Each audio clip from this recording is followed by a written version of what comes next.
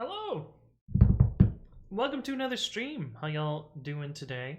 I have not fixed the echo yet, but I have started. I've started fixing it.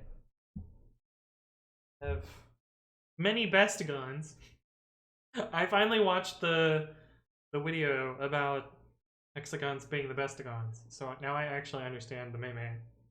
And I'm not just nodding my head, oh yeah, I know what you're talking about. They're the bestigons. But yeah, I've watched the video. I have about, let's see, 2, 4, 6, 8, 10. I have 16 bestigons up. But I have 12, 24, 36 plus. I have 42 more bestigons to put up, so hopefully after all of that, I'll have a little bit better sound. But until then, you're just gonna get a little bit of echo, and that's just the way things go. But anyway, welcome back. Today is a Wednesday. It's Wednesday, my dudes. It is July 7th of 2021, and we're back for yet another stream. We had a few notifications before, so I will replay those. We have Marsha, who has used her Twitch Prime sub. Thank you for the Prime sub, Marsha. Appreciate that. It's good to see you again. Red Sky 1. It has been a while. Welcome back. With six months of subdom, that gets you a fancy new badge. It's good to see you again.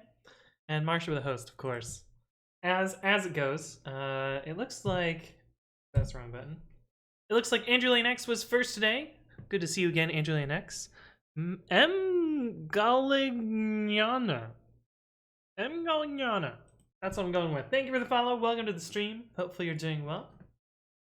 Let me say hi to everyone who's here, and then we're going to try and continue work on what we were working on last time, which was Docker API stuff to get pre-commit CI language support through some Docker image hackery. That's what we're planning to do. Let's see. Color Marku, good to see you. Almost first. You were so close. D-Nels, good to see you. Oh boy, a stream on a Wednesday. It's true. It is a Wednesday. Marsha. Oh, did you get a gift sub to Mop? Is that how you have Mop without Prime? Fancy. Ethan, good to see you. How are you doing? And Shazzy Shaz, good to see you as well. Andrew Lennox with the Coding Garden emotes, good to see you. And Red Sky 1, wow, so clutch, hello. Outdated version has triggered the hype train with the resub 9 months in a row and 13 total. Thank you for your continued support. Outdated version, it's always good to see you. Thank you. Yassine, good to see you. Itchme, hello, welcome back. It's been a bit. Good to see you. Did you say 16 hexagons? Yes. Rollers! Thank you for the resub. 11 months in a row and 12 total. How'd you missed one in between? Bummer. But thank you for your continued support, and congrats on your brand new 1-year badge there. Fancy. 16 hexagons, that's like a hexadecahexagon. It's true, but the way I've arranged them... Also, this is gonna bother me forever, so I'm probably gonna rip one of them off the walls. I was putting some of them up last night while also drinking, which maybe was not the best idea. But one of them is crooked. One of the bestigons is slightly crooked. And overall, they might be slightly not level, because, yeah, I put them up not very scientifically. But, I don't know, they're bestigons, so it's kind of hard to tell that they're not level, I guess. But one of them is very, very askew, and it kind of bothers me, and I will probably fix it. But what are you gonna do, I guess? CI failed because out of disk space. The age-old problem of out of disk space. Well, Git has been down at work for a while. Last 2 days, so it's been pretty messy. Oh my goodness, Red Sky 1 with the 5 gift subs. We're just, really, well, they've changed the hype train animation. Really, killing the hype train there. Welcome to Wow So Clutch at 3 months, Chaotic Monkey, Wansi, Matthews, and Fireball Monkey, who all got their first gift sub ever. Well, thank you for the gift subs, Red Sky One. I appreciate it, and welcome back. It's good to see you. What is the high pony? Oh, Pride Wave. Oh, I see. Oh, that makes sense. Cool. Angel X says hi, Indian. Hello, hello. The Endless Server. Good to see you. How's it going? Marsha says you should say hi to everyone that isn't here. We'd be saying hi for like 2 hours. Bellathis, good to see you. Hello, hello. An outdated version here is here. Rollers is here. Pizza in the oven. Hello, hello. You've been here before. You're a familiar name. Or maybe you've been on Wape Juice Jordan's stream. This says Unbuttons hype. Yeah, it's true. Get him right and early.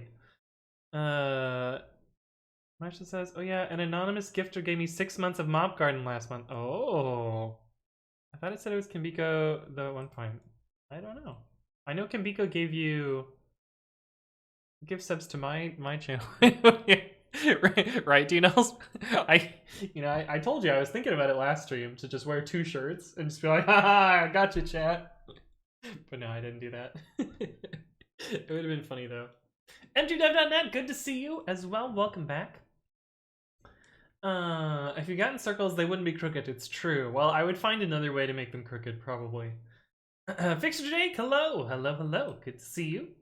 Ethan says, when I try to MSI exec to install something in GitHub Actions. Wait, what is this? Is this a meme? It's a meme GIF. Oh wait, no, it's actually a GIF.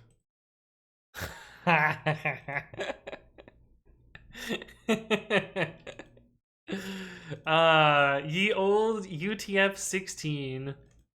Why did it pick UTF-16 though? Shrugs. That's pretty funny though. If you wear no shirts, then no one would be able to make you unbutton at all. That's true. The shorts I'm wearing right now do not have buttons, so I don't. Yeah, it's possible. Fix Jake says I started playing Factorio after work today, and fuck, RIP my life for a month. Yeah, Factorio is a lot of fun. I've mostly got my Factorio fix by watching Sips play it and not actually playing it myself. But yeah, that's one of those games where it's like, man, I could really see myself sinking a shit ton of time into this. UTF-16 LE, very specific. How do you recognize the Indianness, Marsha? I guess the ASCII characters would be in the other direction, right? Or maybe the Indianness is the byte order? Fuck, I don't know. Missed Rickroll opportunity? No, I trust Ethan. He says I still have my Satisfactory addiction. Oh man, that's another one of those games where it's like I'm actually glad that I was bad at Don't Starve, because I feel like Don't Starve is one of those games where I could have spent a shit ton of time on also. But yeah, I guess some real life stuff that happened. So I went to the climbing gym in Ann Arbor for the first time. I haven't been climbing in 18 months. And let me tell you, not climbing for 18 months, I suck at climbing again. like really bad suck at climbing again. Oh, I was just like, what are these noodles attached to my torso that aren't allowing me to go up this wall? Like, what is this shit? But I guess to put it in perspective, like before the pandemic, I was just barely climbing some like V5s, which are pretty fucking hard. It goes from like V0 to like, I don't know, V9 or something. And they're roughly exponential in increase, or at least that's the way that I think about it. Like they get way harder going from like V0 to V1 or V1 to V2. But I had just barely gotten a few V5s right before pandemic, and I could barely climb a V1 yesterday. I just barely kind of forced my way through a V1 yesterday, and it was rough. It was a bit of a ego deflate as well, but like, oh my god, I'll just have to keep at it and get good again. But like, oh man, I've fallen so far. Marsha says, I don't know, I was half guessing, but I think that's what Microsoft uses because I've converted to. Oh, I see. Yeah, that would make sense. That would make sense. Yeah, I think it's the default encoding for like PowerShell shenanigans. Fire Monkey says, my roommate and I are doing no more than 110 things crafted by the player's achievements. Taking one. Oh my god. Holy shit. Picture Jake says, I have over 1,000 hours in it overall. I just go for like a month straight, then not play it for a few months, and that cycle keeps going. Yeah, it makes sense. It has a lot of replayability. But yeah, arm noodles. My arm noodles are not as good as they were. V0 power hour. Yeah, that's basically what I was doing. Also, the like scheduling is really weird at this gym. Because everyone that I've been to before, including the other, this place has 2 locations in in Michigan. What the fuck is it called? Why can I not remember what it's called? Planet Rock. They have 2 locations, but apparently they now have like time slots you have to like sign up for and shit, which like is weird to me. I'm eventually gonna get a monthly pass and then it doesn't fucking matter, but like they like shooed everyone out at 7 p.m. yesterday. And I had only been there for like an hour. Fortunately, I was like kind of tired at that point, but like adult sessions, yeah, this thing. How does this work? Lemons Friday. Oh, you have to like sign up or some shit.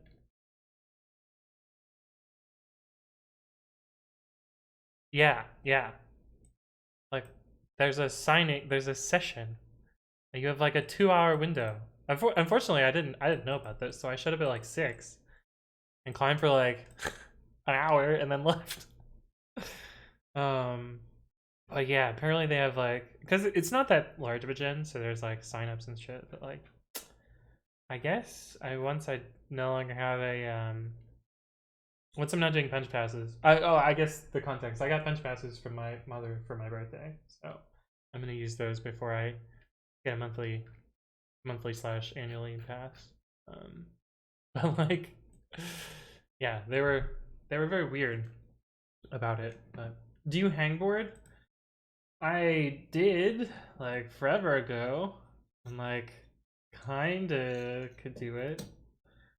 Ethan says ODM V5 is pretty much yeah. So I've done one V6, but it might have been mislabeled. Though it might have been a V6 because it was like it was very mental and not very physical. It was one of those ones where like you have to contort a lot and think about the problem, less so be strong. I'm not so good at the be strong ones because I mean I have decent arm strength, but like it is not my forte. And I have tree trunks for legs, so they kind of hold me back a little bit. But I've done one V6. Just says V5 is my max, I think, or possibly an easy V6. Yeah, basically the same. Sin doodles, yeah. Laszlo Clutch says I kind of want a portaledge. Portaledge. What is this? Deployable hanging tent system. Oh. See, you're way more fucking hardcore than I would ever be. I am... No. No, this shit scares me. I will climb indoors and not very high up and with squishy tents below me. I don't even like doing top rope. Top rope kind of irks me a little bit. I'd rather just boulder where it's like I'm not super concerned about falling, but also, I assume that's a COVID precaution. Yeah, I asked about it, but the guy was like, "No, this is normal," and I was like, "Maybe it's normal for you because you've been doing it for 18 months, but this doesn't seem normal to me." But yeah, I don't know. Yeah, it's likely a COVID thing. Climbing sesh ye gets stoked bromancer, right, Marsha? My hang words are pretty helpful. I mainly hike and scramble though. Yeah. Ethan says I could probably barely do V0, so yeah. I used to do some climbing, but it's been a long time. Yeah, yeah. Next is climbing half dome. No, there's no way I could climb half dome. Well, actually, no. Half dome's Well, it depends what you mean by climbing Half Dome, because you can go up Half Dome and it's like you attach to a chain and you hike. Or there's climbing Half Dome where you scale it, which there's no way I could do that. I could do the hike, but I don't think I could do the free climb. Hey, what's up, Marco Raleigh? And 4ag2 says, got a question. Do you have an idea how to mount a mounted volume from inside a Docker to another Docker? Yes. So, I guess, well, I can't demo it in this VM. I have Docker installed somewhere. So you need to have true Docker to do this. I have Podman running here, and Podman doesn't really have a daemon, so there isn't really a mounting the socket thing. Let me show you here. Free climb El Cap, yeah, right. I climb Half Dome when you can go full dome. Now the path that comes from behind, you gotta do the wall. Ugh. Like a subdocker, when I mount it, it comes empty. Yeah, so you have to figure out what the host path is. I can show you how to do that. It's a little bit tricky, it's a little bit fiddly. I think this one is also a bad password, right? Yeah, cool. I can climb as long as the elevator is an option. Oh no. So do we have which Docker? Yeah. So I have user bin Docker. So if you, oh, we have to make a Docker container that contains Docker though. Do you know of a container that has Docker in it already? Anyway, let's just do focal, and we are going to make the source. So we have a source directory. Cool. Docker run, or user bin docker run rmtiv source, and we're going to mount it to /source. So important thing to note here is these are different directories. So this is the directory inside the container, and this is the directory outside the container. To make another mount from inside the container to this, we're going to need to find this path somehow. So we're going to do that later. We're also going to mount var run hello docker.sock. This is the Docker socket. This is what we'll need to run containers inside Docker. So we'll do that. Permission denied. Oh, right. So I don't have my user thing set up. So I'm going to have to use sudo here. But if your user is part of the Docker group, you wouldn't need sudo there. Okay, so now we have /source will contain our WAT file. Cool. And var run docker.sock is the socket file. Sick. So now what we need to do is we need to set up Docker inside this container. Install Docker. Here's just like the PPA. Ubuntu.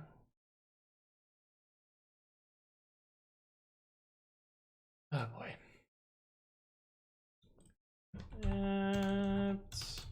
Update. And sudo climb. He cannot, he just jumps, yeah. I'm actually using a GitLab runner. Oh, does the GitLab runner have a oh, I can do from Docker. Can I just do from Docker? Is that a thing?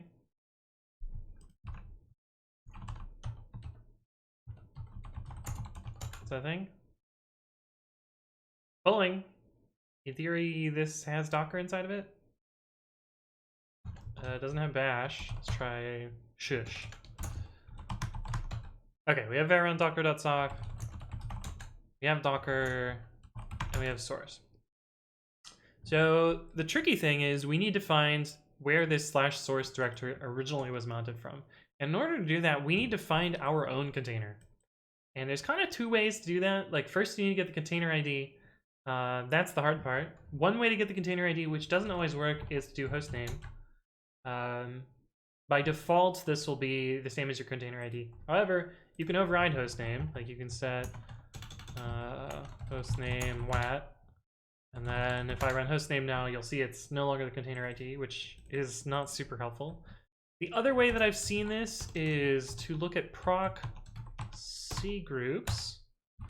Oh right, this is which doesn't have nice things like bang dollar. Oh, is it proc C groups 1?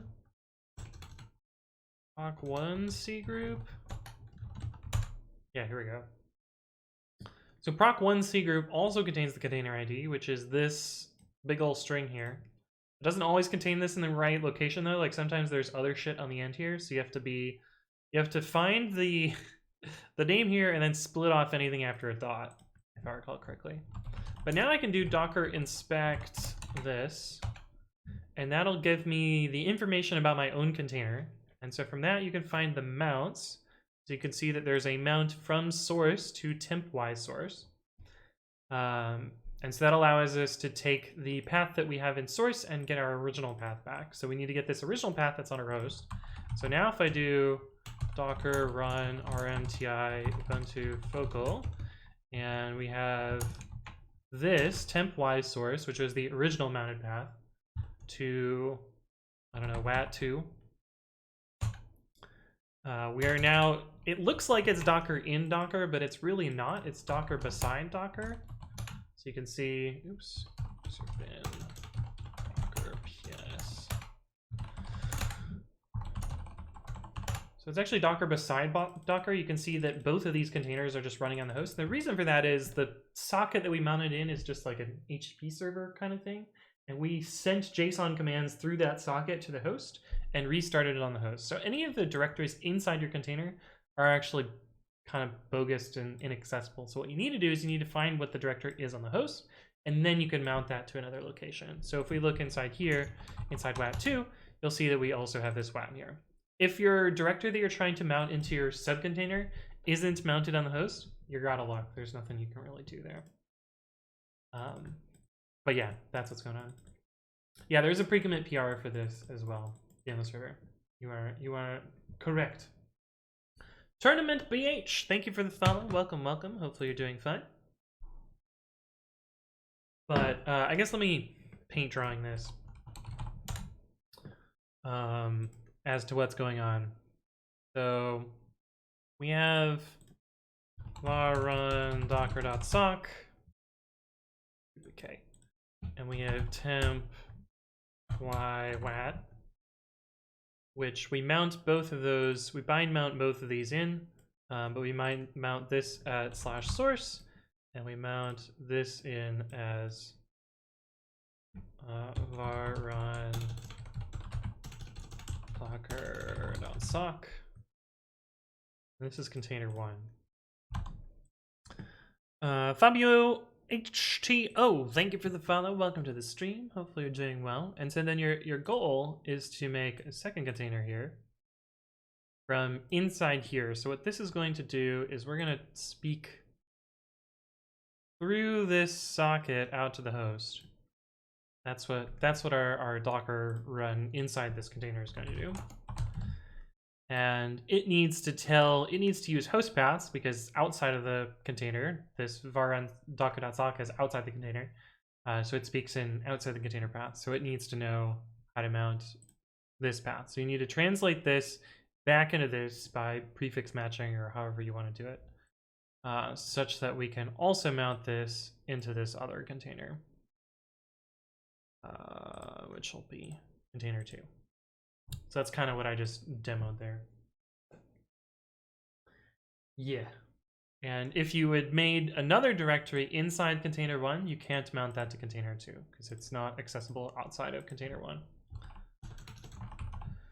So what people often do is they make like a scratch directory that they just mount and like make subtrees under that scratch directory, and then you can mount the subtrees into here as long as that originally comes from the host. But it's a little fiddly, but yeah. I should maybe explain docker beside, or make a video about this. Video idea docker beside docker. I don't have to actually do actually do a video in my other VM which has actual Docker in it, but yeah. But yeah, from Docker is good. Thank you, the other server. That was helpful. I will use that during my video. But hopefully this explains that for you. Biniar, how's it going? It has been a while. It's good to see you again. Gibrat says Podman sports nested Podman as well. No daemon stuff is needed. I don't know about the mount stuff that was asked. Oh, I don't know how it works in Podman. Artheno, thank you for the resub of 13 months with the bonk. It's good to see you again. How are you doing? How does the Podman stuff work?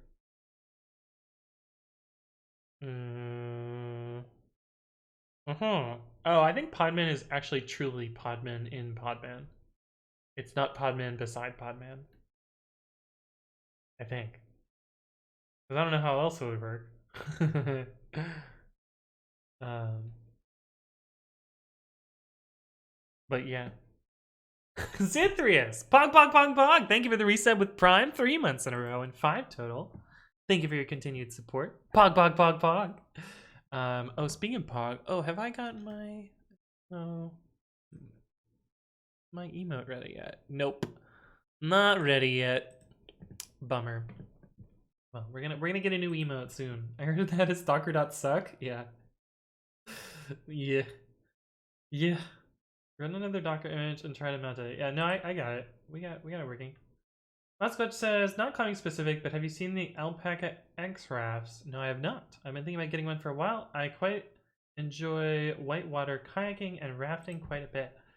I am scared of whitewater, to be honest.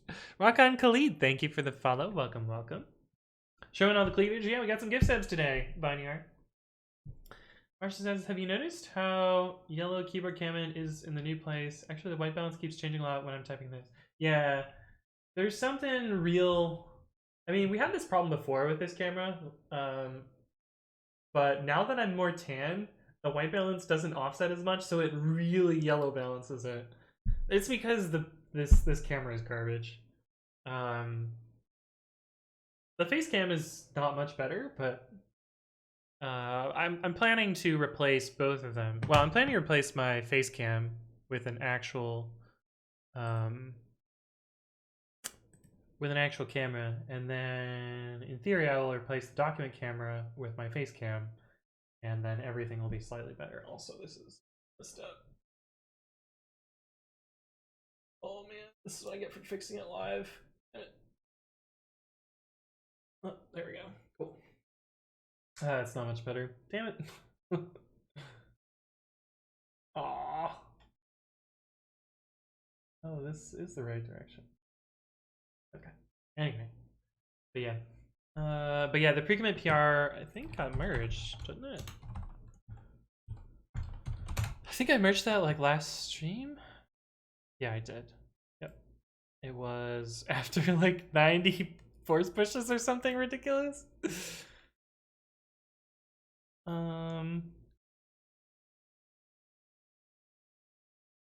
Yeah, this one. Does essentially that same work. Hey, what's up, Indie Monkey? Level up. 4G says, thanks a lot. Is there a thread about that I can follow? Oh, you want the PR? Yeah, I can link that PR. Boop. Here you go. So then the only way to use items for C1 and C2 is to have them mounted into C1 initially. Yes, that is correct. Are you trying to use the Docker container for building images? Oh, yeah, that would be... I don't know how that's going to work. Easy Light! Hello, hello. Good to see you. Anfung just knows things. Yeah. Yeah. Kind of true. Anfung, who is FuQBot? That's the only name in VIPs that I don't recognize. Wait, what? There's a what? There's a random VIP? I don't know. How do I view the VIPs? Display a list of VIPs. I don't know who that is. I have no idea. Someone must have changed their handle, and they haven't been here in a while. I don't know. I don't know who that is. I know everyone else. Weird. Very weird.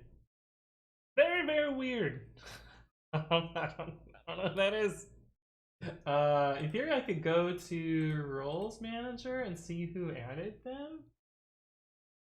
2 years ago. Oh, they don't exist.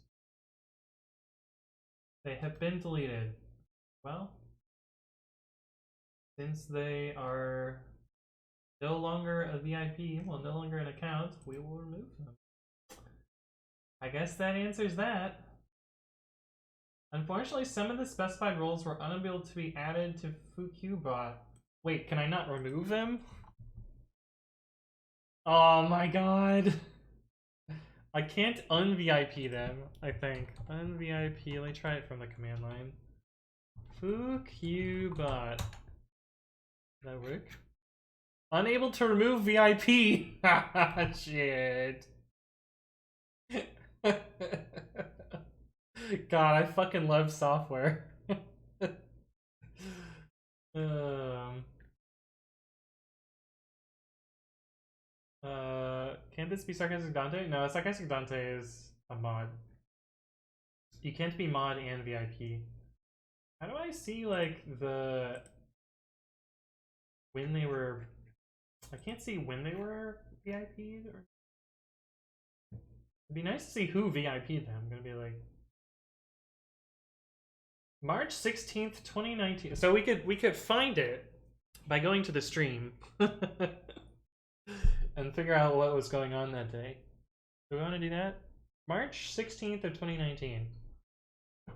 I'm kind of curious. I kind of want to know. You guys want to know, chat? If we don't want to know, I want to do this. But I should have streams for them. Do you have your logs? March 16th. Oh, I might have logs. Hold on. I just gotta turn off my computer first, though. Bye, chat. Fine. Logs 2019.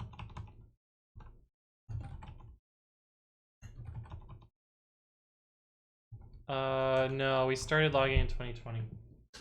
Right. Right, I was like, oh yeah, it was just last year, but last year is, you know, not... Why are the modified dates all fucked up on? Okay, so March would be about a third of the way through the year. Oh man, I was one day off. No, not that one. I was more than one day off. Wait, I didn't even stream that day. That the 19th is what I said? 16th. 16th, not the 19th. I didn't stream that day. See? The 21st and the 11th. I didn't stream on the 19th, on the 16th.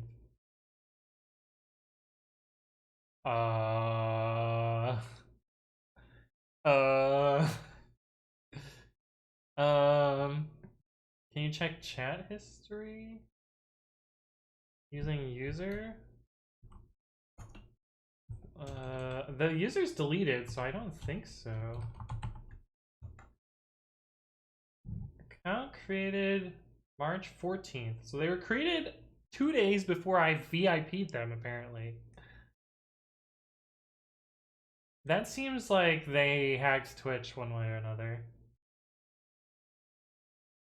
That makes it sound like they hacked Twitch.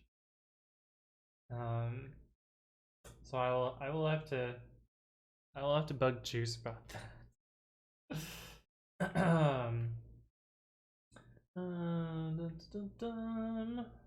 I've noticed OpenShift uses Podman and Podman to build images. Yeah, that makes sense. I think you can choose the same thing with Podman. The socket does exist, but you are a magician, so I don't know. Oh, so that's a different socket. Oh wait, no, that's the new socket. Oh, maybe that'll work. S2I can be nice for building images depending on what you're doing. Yeah. Oh god, S2I. S2I is not very nice out of the box. It's a good idea, but it's so difficult to get it working properly.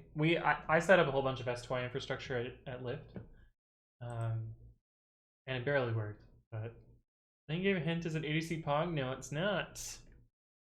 No, it's not. The answer says Jordy using an A7 3. Wait, 311. Wait, I forget what it is. Triple A7 3. I think that's what it is. Which is like $4,000. Might be a little overkill. Yeah, maybe. Yassine says, how would you go about securing a callback UI slash webhook? So the typical way is to have a signing key and you make sure the client validates that they're called from the right signing key. So there's a secret that you, and this is how GitHub does it. It works well enough. But yeah. Hey, what's up, Durham? Hello, hello. Good to see you again. Not that you need another reason to fear whitewater rafting, but I almost died whitewater rafting back in 2013 or 2014 because the boat was not properly balanced with rowers and we ended up veering off course and capsized. Oh my god.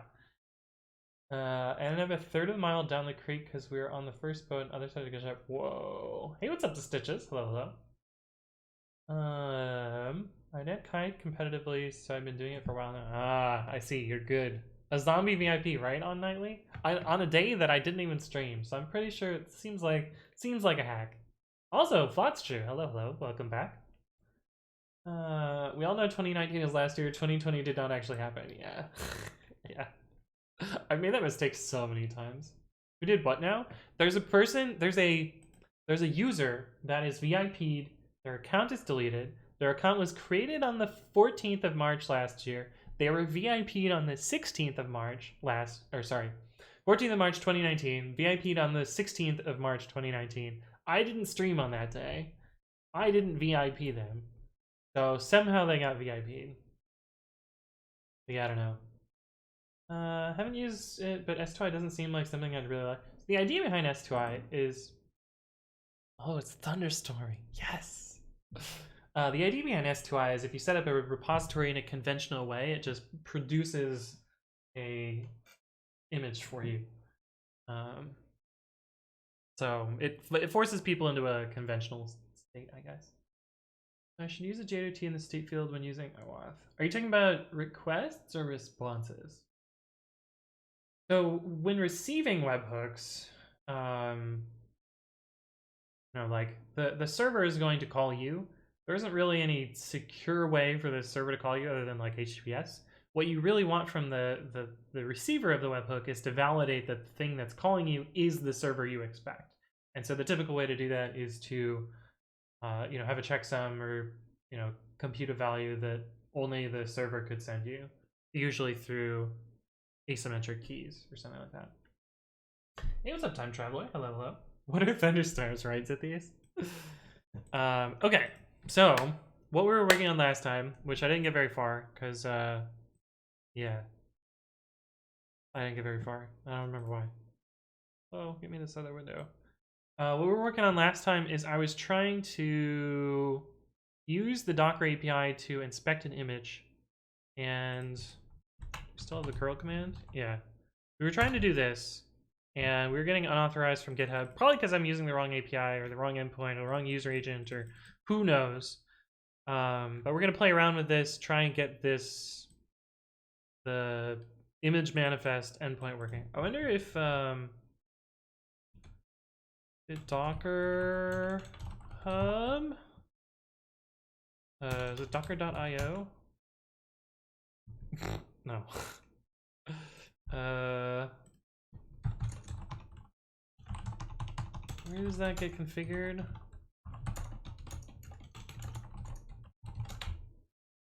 That's not a lot. Podman. Root list. Podman is not installed. Well, how did... Wait, what? What happened? How did it give me things? Why did it give me... Oh, because I have grep. Okay, I was like... What? Where's Etsy? No.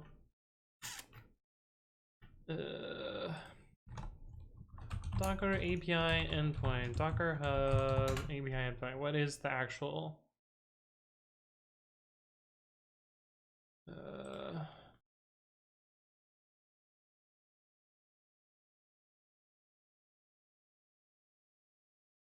I don't want to download it. I just want to see the YAML file. Oh, never mind. I didn't want that. Nope.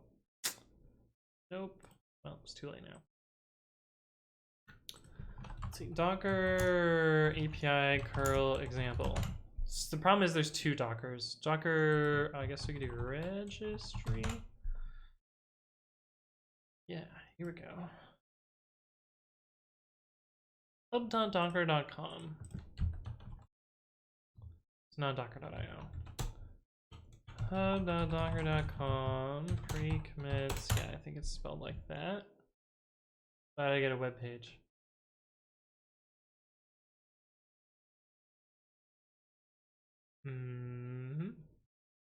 Oh, am I forgetting the API version? Is that why?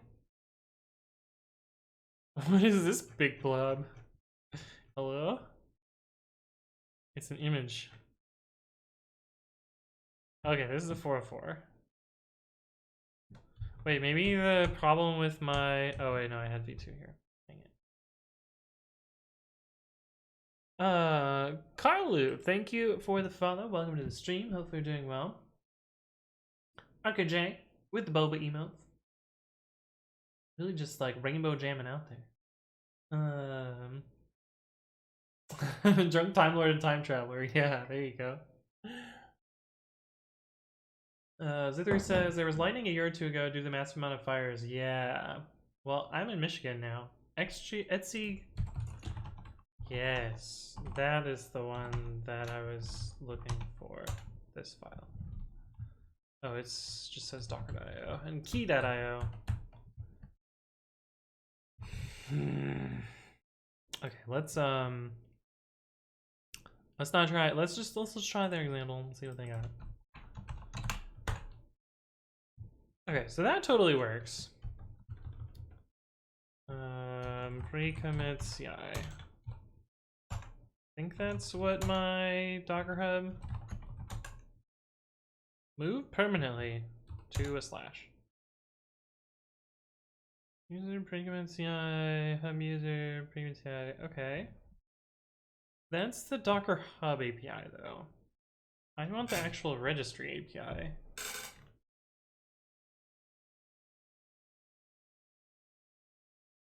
Get image manifest. Yeah, this is what I want. What is registry URL?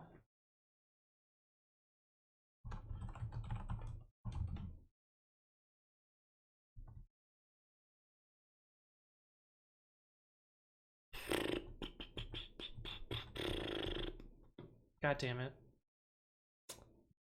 Oh, right. And okay, now I remember what we were doing. Sorry. I remember what we were doing last time. Last time we were like, let's use DockerPy to figure this out, because surely DockerPy has written this. And then we got distracted on DockerPy and we're like, oh yeah, they have this weird imported error 6 thing. And so I was like, oh yeah, well cool, I'll just rewrite all their code to not use 6. And so we rewrote all their code to not use 6. And that was where we were.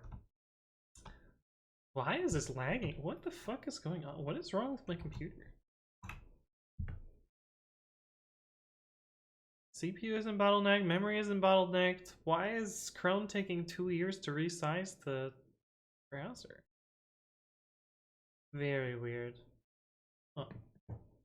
Very weird. Wasquatch says, heading out to ride my bike. Sounds good. Have a good one. Thank you for stopping by. Carlu, hello, hello. Spartan Gator, whoa, it's been a while. Welcome back. This Michigan weather the last few weeks is a dumpster fire. Hey man, it's rained, and I'm happy to see some rain. I haven't seen rain in like a year, so yeah. Wait, Binding, are you in Michigan? No, you're not in Michigan, are you?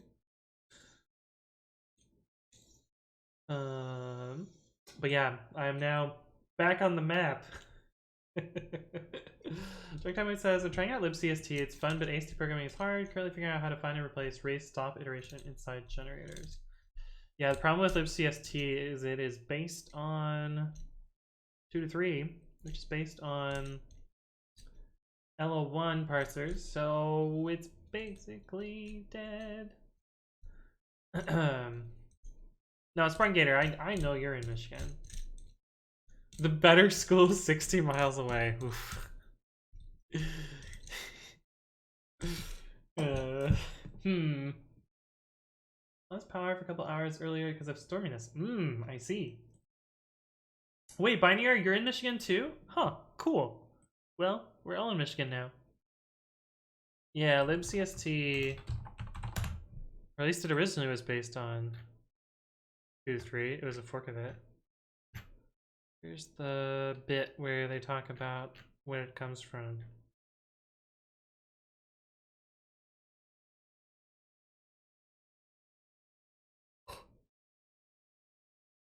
Blah, blah, blah, blah, blah. Yeah.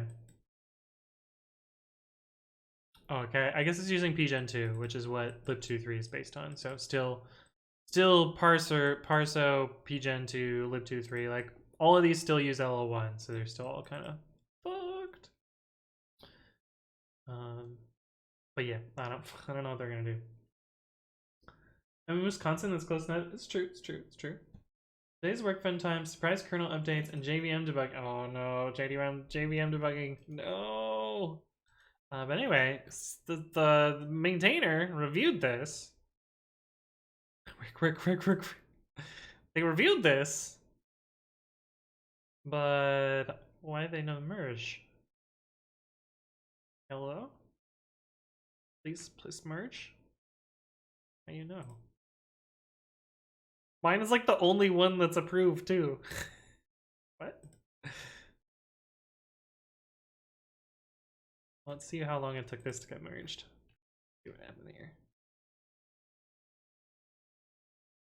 250, 253. They merged it immediately. Why did they merge mine?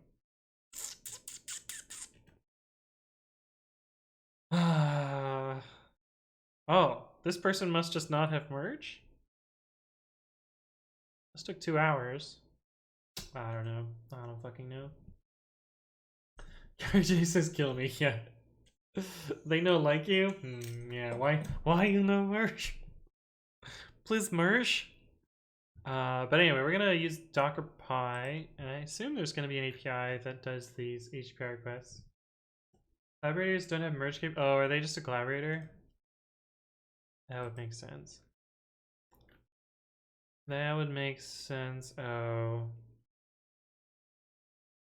I see. They are not a Docker employee. Got it. Weird that they are a required reviewer, though. Hopefully this person... I think this person actually works at Docker. Or at least they did, they merged that other thing. I don't know. Well, anyway, we're gonna play around with Docker Pi.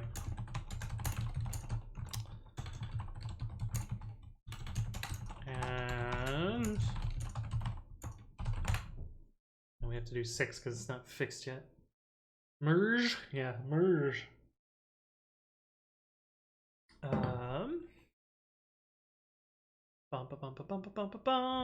are we doing? Oh, I wanted a subdirectory, but whatever, this will work. 3.8.10. Oh, they bumped the 3.8 version again. That's why. Oh, that's why my thingy thing did whatever. All right, Docker Pi API docs.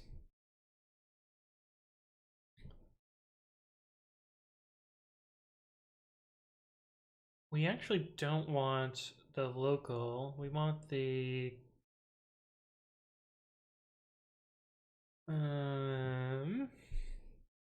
oh, actually, this is not going to help us, is it? Yeah, because this is for interacting with the Docker socket.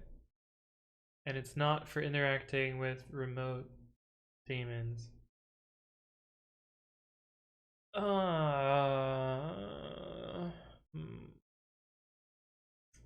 Maybe there's a remote image? Build, get registry data. Maybe that's what we want?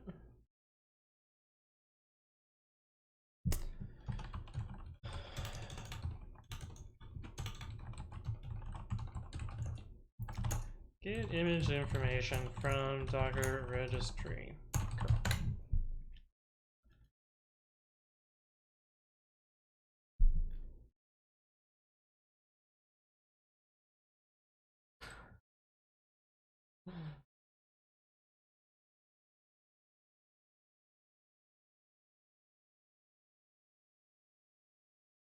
Why are they using curlxgif? That's the default.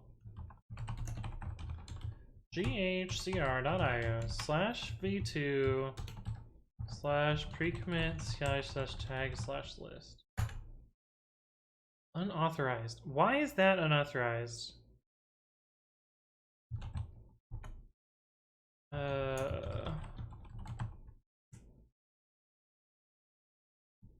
What user agent does Docker use?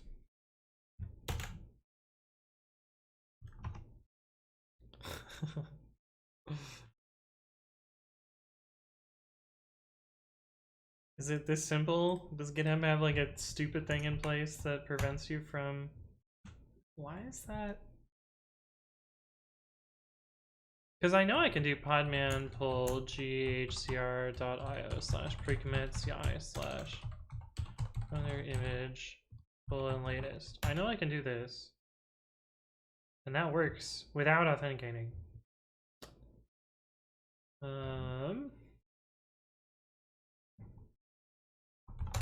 It doesn't require because it's a public image.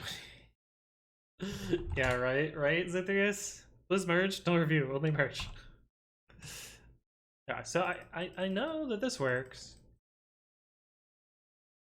So I guess in theory we could strace this, figure out what it's doing. Uh-oh.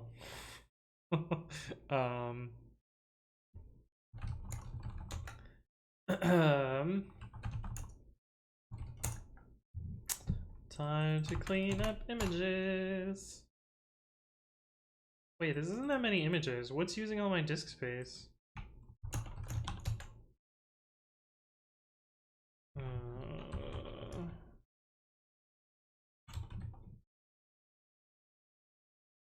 Build / star?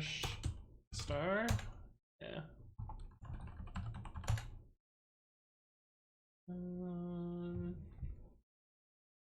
1.8 gigs in opt.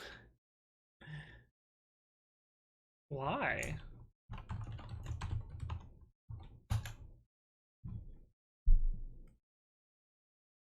Azure Clyde taking almost a fucking gigabyte? Jesus Christ. Well, I don't think I'm gonna work with the Azure Clyde for a while, so I can probably get rid of that.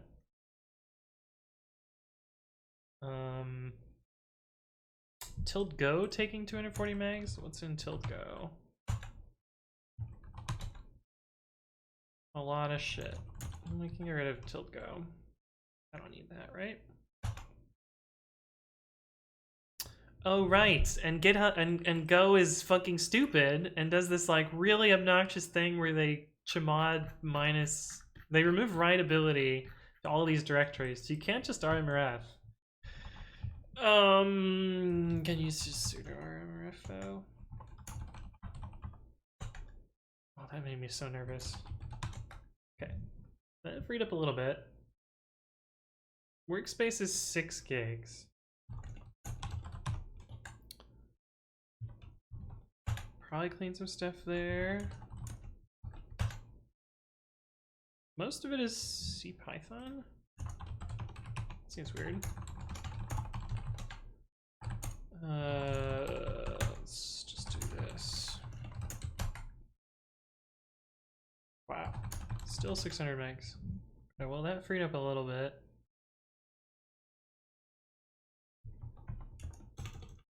Um, 0 to 9, 0 to 9. Let's get 3-digit megabytes. Well, repos has a lot. This has a lot. Why?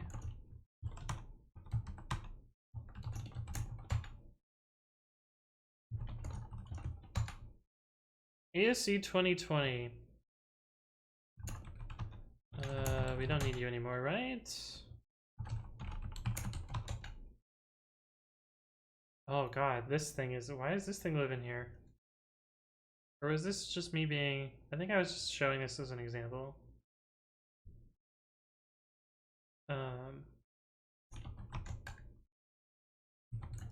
Yeah, we don't need this anymore. Goodbye.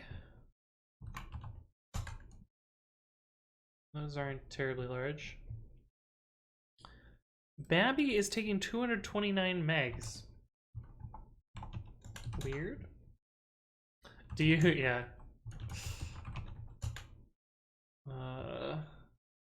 Pip's got 1.2 gigs. It's doing pre-commit right now, so yeah, it's gonna be. I mean, the pre-commit cache is gonna be big. 4.7 gigs. Let's pre-commit GC. 77 repos removed.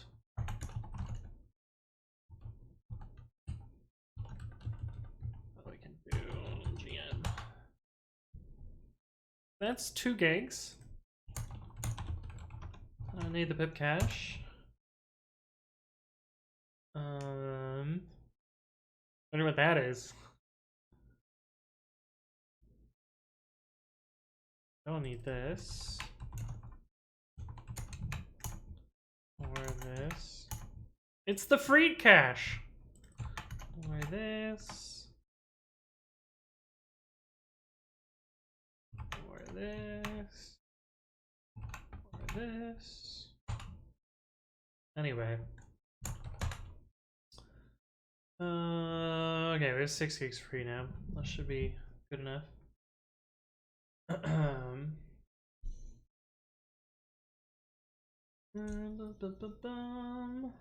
We found a new vulnerability? No. I told you last stream, Azure Cloud basically installs Windows. Yeah, you're not wrong. Let's actually get rid of that, because I don't need it anymore. Oh, we're upgrading Terraform. Did we finish this? I forget. I forget.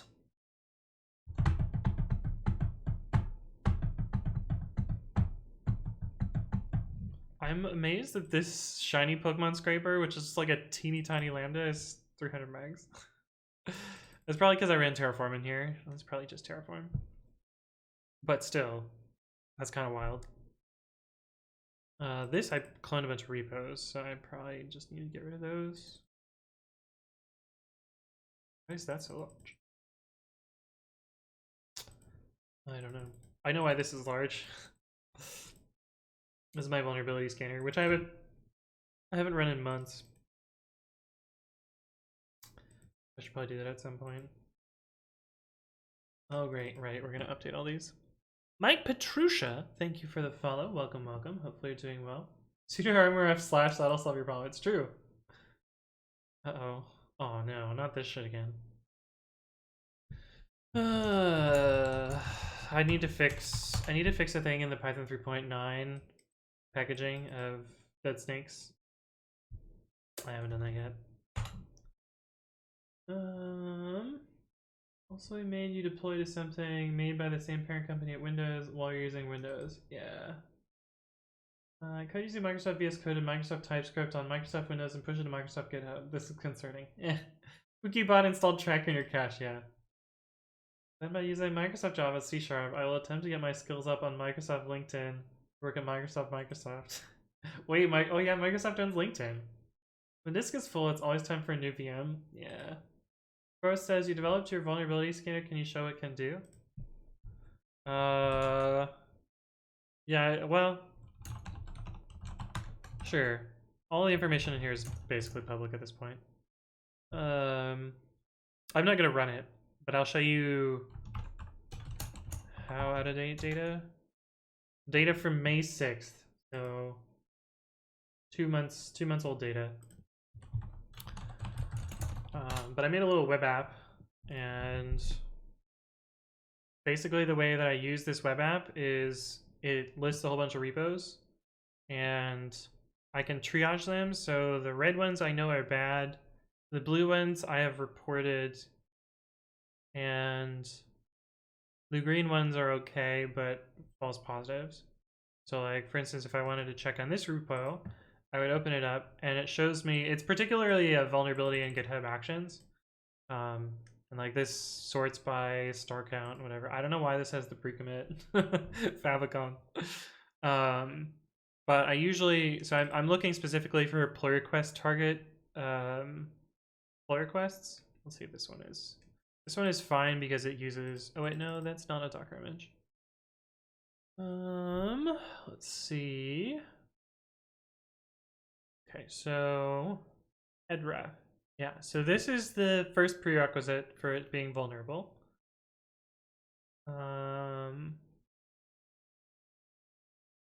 I don't think any of these things have plugin systems, otherwise it would be vulnerable. Icaro Stangent. Thank you for the follow. Welcome to the stream. Sorry if I mispronounced that. William the Fat Man. Thank you for the follow. Welcome, welcome. But if you could achieve arbitrary code execution in any of these three things right here, oh, actually, oh, it doesn't. Oh, yeah, actually, no. This is vulnerable. I should probably report this. Yeah, this one's vulnerable. I can get full access to the repository. It's very subtle, but I can get full access to the repository. I didn't think this one was vulnerable, so that's why I didn't actually do anything with it, but let's see if their code is actually still vulnerable. What is this repo called? Code style.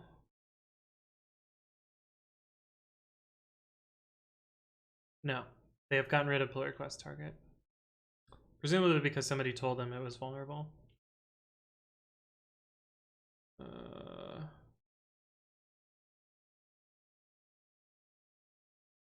This is failure. Well, that's not it.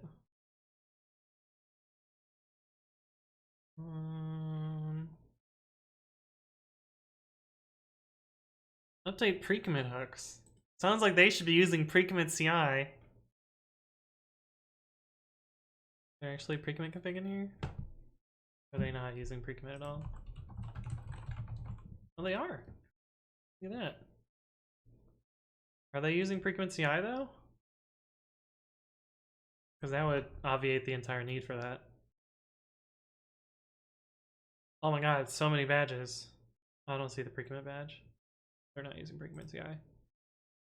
But at some point they've removed it. Okay, so I don't feel bad telling you the vulnerability here. So the vulnerability here, it's very subtle because this all looks fine, right? You know, they're not pinning auto pip 8, so like in theory an auto pip 8 version could slip in. That's not the bug. They're pinning black, that's fine, that's not the bug. They're pinning isort, that's fine, that's not the bug. They run all of these, you know, from the pip installed versions. That's not the bug either. The bug is this call right here, python-m pip. This runs after they've cloned this repository. So it means that the working directory is inside the repository. And I'll actually show you a similar setup. So say you have virtualenv, I type it out, whatever, python-m pip -shell. So this is going to run pip, as you expect, right? But if I make a pip.py in the working directory and do that, now if I run python-m pip help, it runs my script. So what an attacker could do to this repository is they could check in a pip.py, and when this command ran here, it would instead run their arbitrary code, which could then scoop the credentials out of this checkout right here and use those to write to the repository. Or what it could do is it could modify the environment and grab this token from any subsequent run. But yeah, anyway, that's my little vulnerability scanner. That's how I use it. But I haven't played with it in a while. Also, it has like an incremental update, so like it knows the status of like all of these repositories, and every time I run it, it will incrementally add more, and it'll just tell me the diff. But yeah, anyway, that's how that thing works. Ethan says, oh yeah, the standard issue, I just ran that. At least it's just dash fix broken. Oh yeah, apt install YF. Yeah. And now it resolves. Cool. Git commit -m update. Well, actually, let's make sure we're up to date first, which we're probably not. Git commit -m update Terraform 2 1.0.1. Let's use Microsoft and GPT-3 to generate more Microsoft. Wait, isn't... I don't think Microsoft owns GPT-3. Or you mean Copilot? Icaros Tangent says, what is that get UI? Which get UI? This thing here? This is custom code that I wrote. Yes, close tabs. Microsoft has bought exclusive licenses to GPT-3. Oh, interesting. Welcome to the stream, Icaros Tangent. You need a table for badges, then it's too much, yeah. The scans automatically, it's something to keep track of stuff. It's both.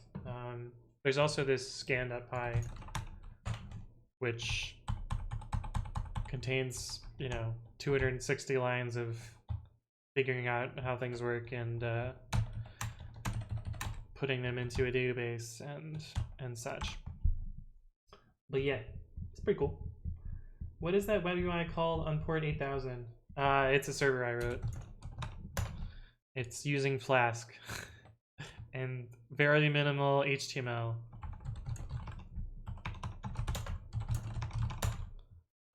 This is the total of the UI. Not very much. Essentially a for loop. I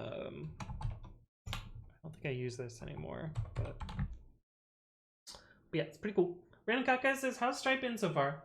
It's a place to work. This thing, I guess. Fine. Have you looked into Streamlit? What's Streamlit? Streamlit. Some source for machine learning and data science teams. I have not, but I also don't do data science, machine learning. So yeah, at this point, working on a team that's our team's job is to maintain infra for them. I mean, writing is all his own tools. I mean, there wasn't really anything else that did what I wanted, so of course I would write my own thing for it. 80% of data scientists don't do data science either. It's probably true. Probably true.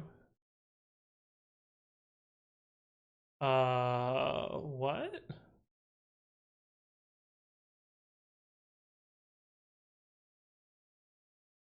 I just got an email from Twitch that says my subscription was canceled. My subscription to what?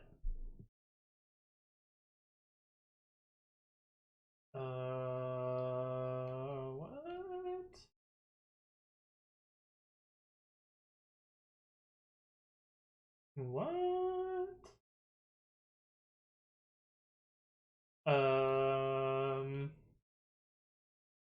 What?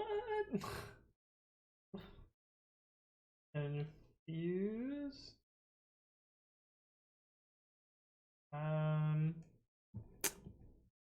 Oh, is this a phishing email? Might be a phishing email. No, it looks legit. The link is legit too. Weird. I didn't click on the link, so I'm just gonna delete it. Maybe it's a bug. Who knows? It's for making small apps using Python. Well, I mean, Flask works fine for that. The server says, what did you say 2 years ago when somebody asked you, how is it working at Lyft? 2 years ago? I mean, I think I was probably more excited to work at Lyft this long after starting than I am at Stripe, but I mean, this is the way things go.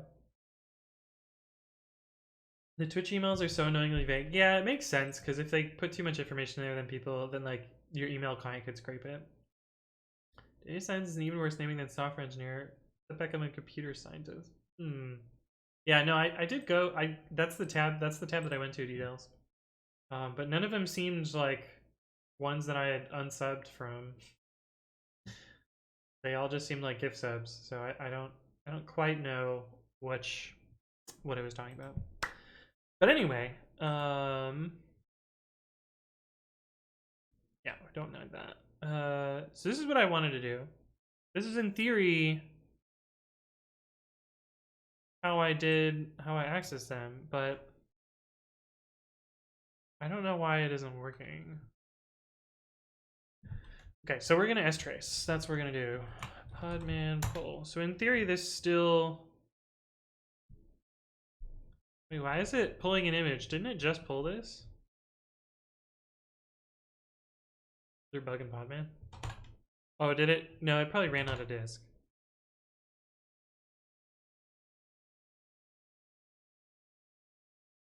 Is it changing every time?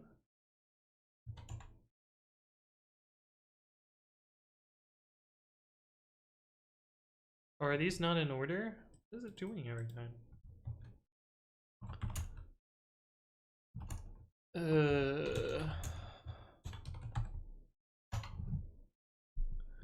Albus Fly says, how do you have your terminals floating like that?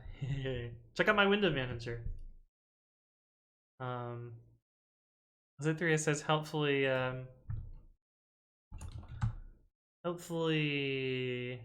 giving the link to it.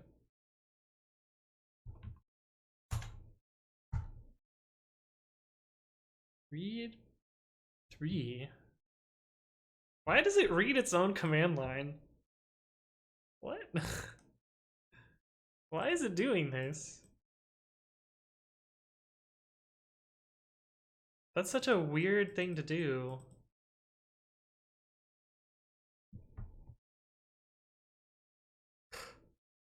Why would it just use argv?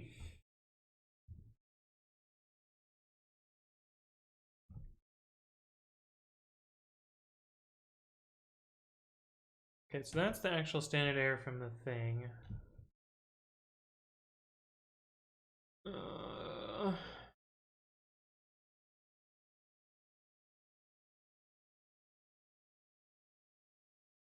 It reads the config here. Here's the part where it actually does the pull.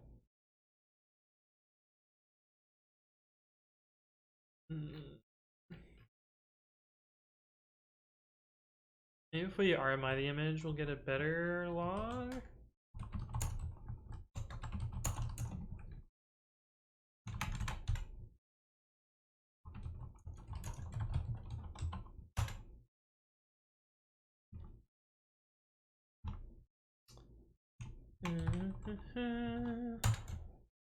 Let's try that.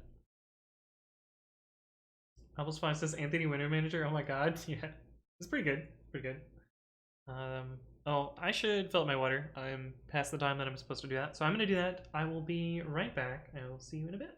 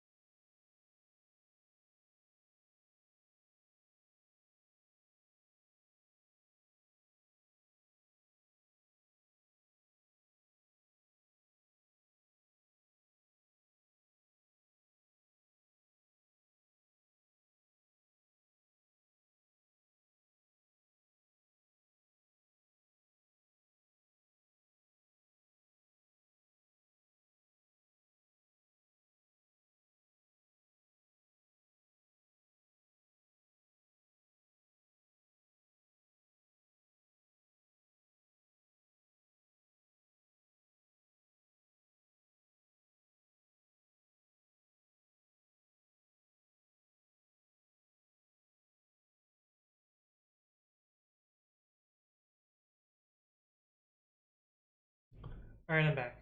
And I'm gonna leave the door open because I realized as I went to get water that it's kind of hot in this room. Dunstable Ramsey says the default Ubuntu terminal color is so soothing. Ooh. So as I walked away, I thought you said is so annoying. And I was all ready to come back and be like, why are you trying to gatekeep? Like, what's annoying about it? What's wrong with it? And I come back and reread your message. I'm like, oh, I'm an idiot for getting all worked up over nothing. Because there are a group of people that will walk into your stream and be like, why are you using the default terminal? Why are you using Ubuntu? Are you a noob? And like, nobody needs that. No, nobody needs somebody being like, "Oh, you're invalidated. The way you're working is wrong." Like, I get shit done, and many other people get shit done with just like the default setup, and that's fine. But no, you're not saying that, Dunstable Ransby. Thank you.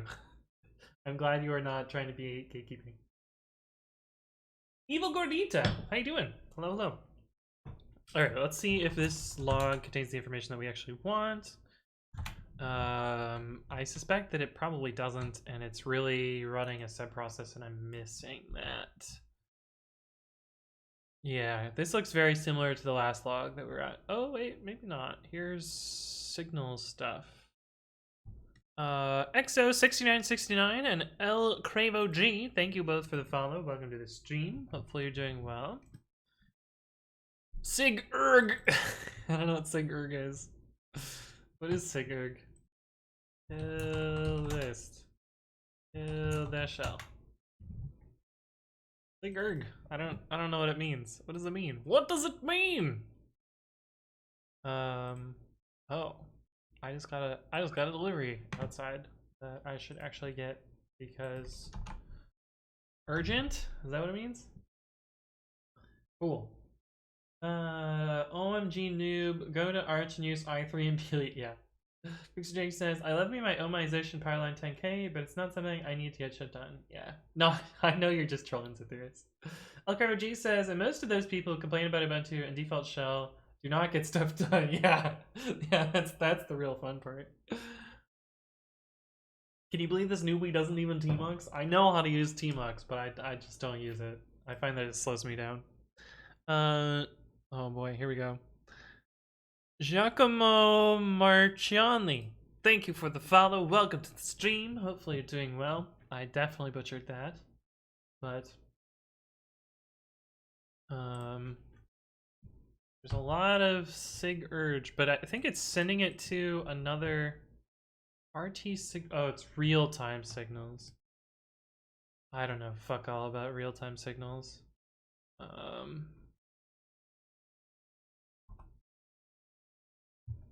Let's see, grab dash v sig urge log less. How many lines is this? Okay, that's a little bit more manageable. Yeah, well, it halves it.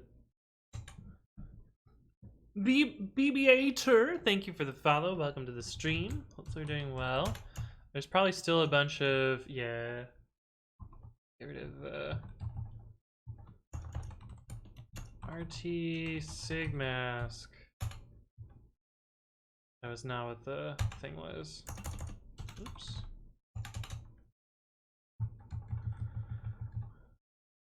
Where was it? Where's the RT sig return? Okay.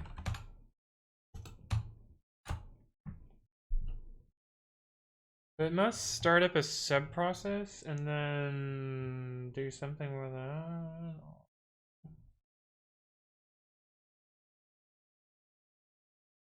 We might have grepped out too much to the point where I don't know where the middle part is.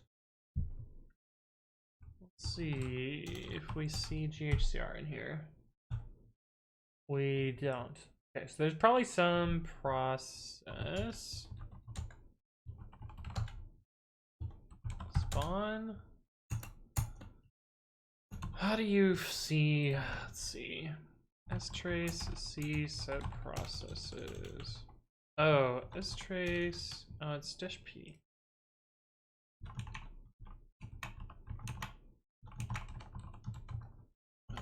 Dash P. Oh, we should not be working in this repo.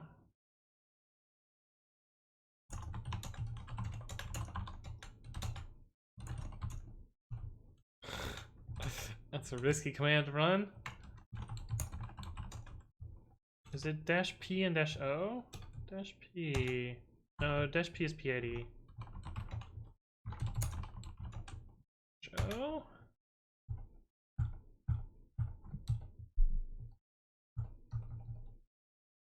Write the trace to file name. File name.pid is used if FF is. Okay, so we want FF-O. Dash FF-O out. I don't think that's how that works. Oh, we got a bunch of processes. Okay, cool. You could just grab dash C4 GHCR. Yeah, it's true. It's true. Do you even Vim? Yeah, right. You like slowed me down, so I just don't. Yeah, it's true. It's true. The only Elton John says other time signals than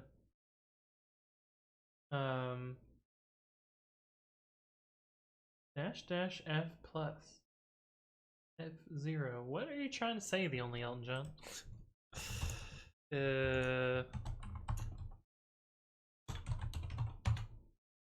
Okay, so these are the ones that do GHCR stuff.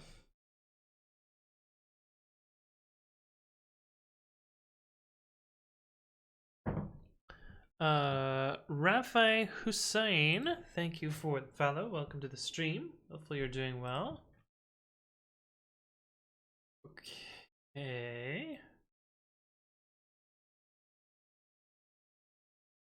So this is 13537 is one we don't care about.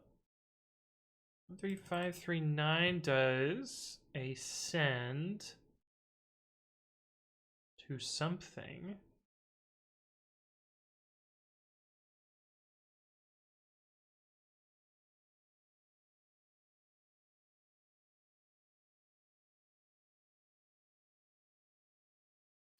This talks to 0053.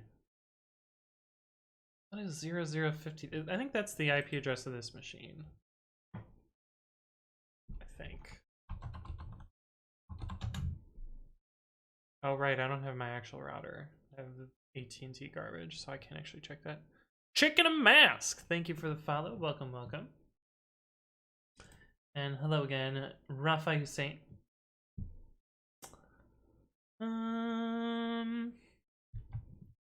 The other problem is going to be over HTTPS, so I'm going to have a real hard time figuring out exactly what's going on here. RecV from message. Kenshi, thank you for the follow. Welcome, welcome. Oh, it's super gonna echo right now because my kitchen's gonna echo as well.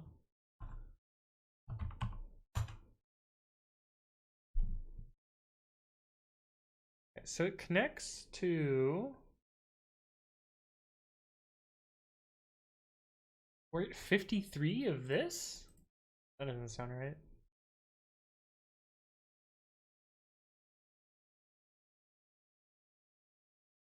This must be some socket communication on the local machine.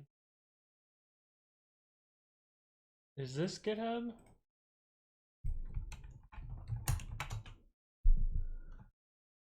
Oh, what am I looking for? NS lookup.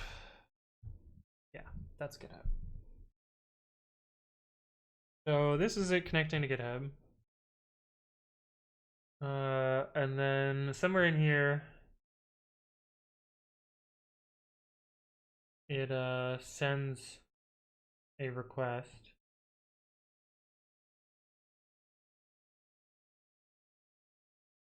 Package dash containers.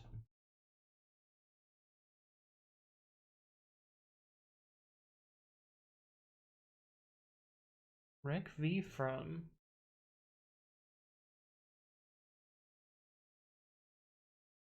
What is going on here?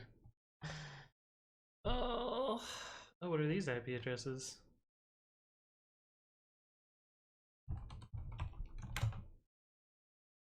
GitHub CDN. Okay, so these are additional reads. I guess I just have to figure out how it.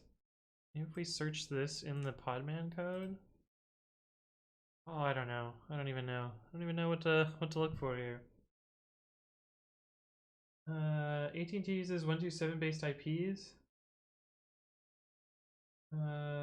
Is that the local Podman socket? Maybe. Maybe. Oh wait, yeah, you're right. 127. That's not. I was thinking 192.168.053, which would be what I expect for this this VM to have. But 0053 is probably, yeah, local server of some sort. Yeah, 127. I wasn't thinking. I wasn't thinking. Why is this so hard? Why shouldn't this just be really easy? Yours is 168.170. Oh. 192.168.170. Yeah. Cool.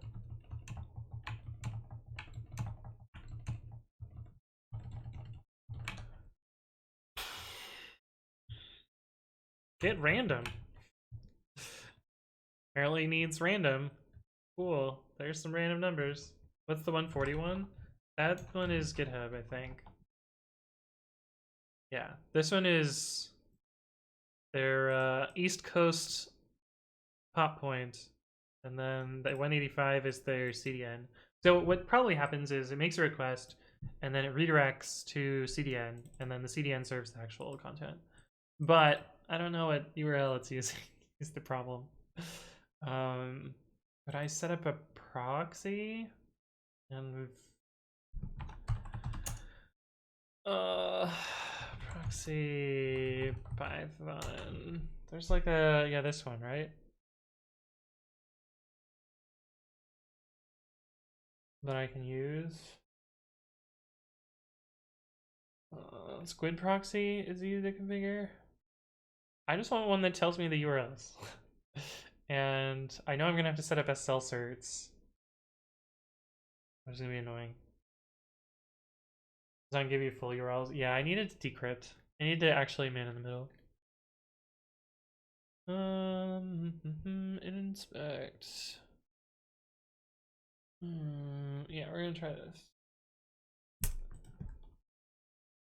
Pip install mitm proxy. Alright, we got a warchlib.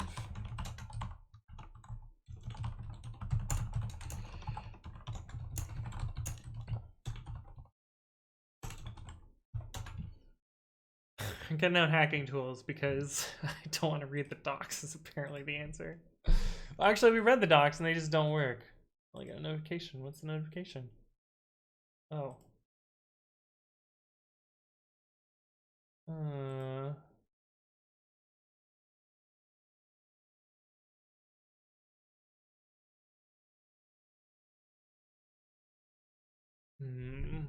I would just ditch your yamp ignore personally. Though it shouldn't be too hard to write a regex. A multi-line regex which captures the same thing. Alright, easily distracted. Question mark X.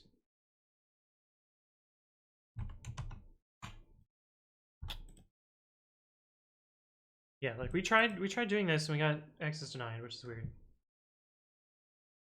This is really interesting to watch getting an API to work hard mode. Yeah, it's kind of true.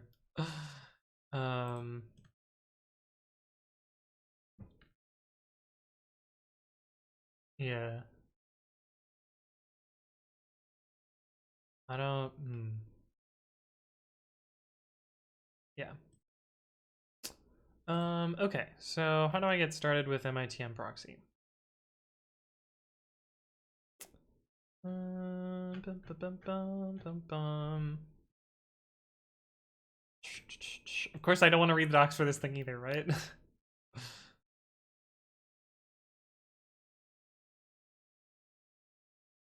MITM is the command Companion to MITM proxy, it provides TCP dump-like functionality to let you view, record, and programmatically transform HTTP traffic. How do I hate HTTPS traffic?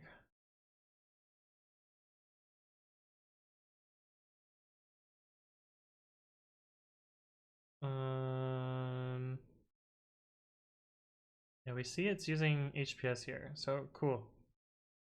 How do start? Where's quick start? Beginner tutorial. There we go. Intercept requests. First of all, we need to become familiar with its user interface. Open the terminal window. Okay, so I just run MITM proxy, right? Sure. Okay, looks great. I don't want to watch a video tutorial.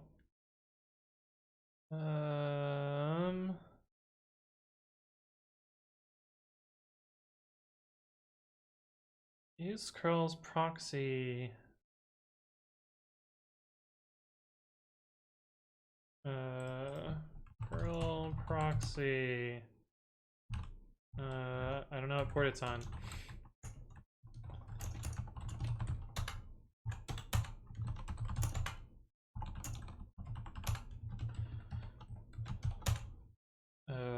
Presumably it is on 8080.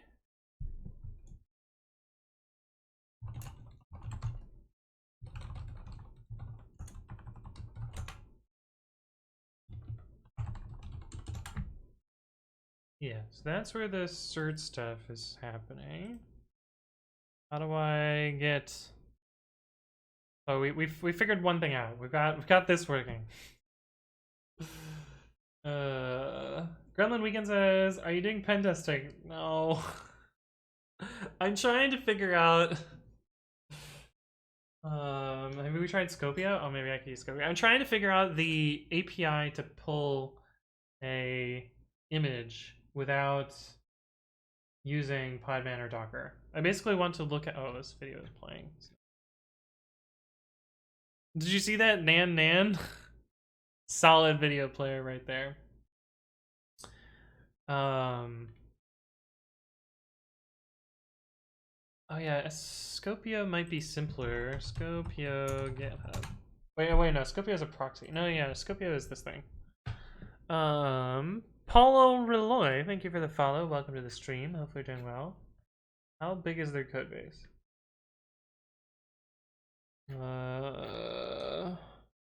Seems like their code base is gonna be huge. So I'm gonna continue down this route, and if I get stuck here, we'll try tracing Scopio instead. Okay, so how do I hook up HPS with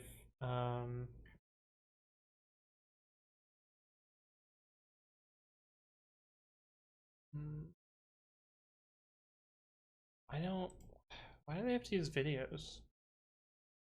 I say as a person who makes videos, I'm like, just show me the fucking thing.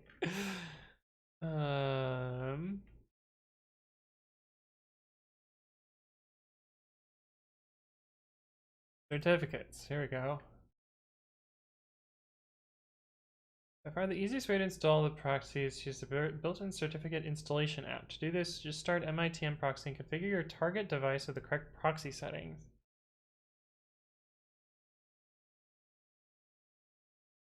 Oh.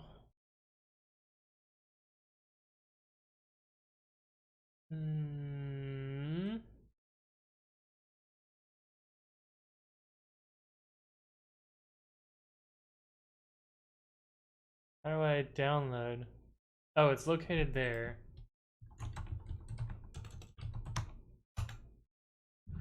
Okay.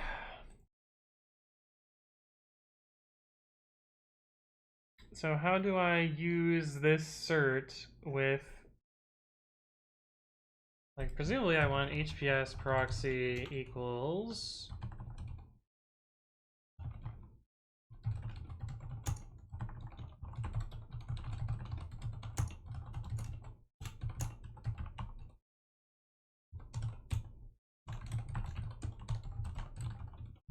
presumably I want this. and it's gonna tell me this cert stuff. How do I tell Podman to use a different cert?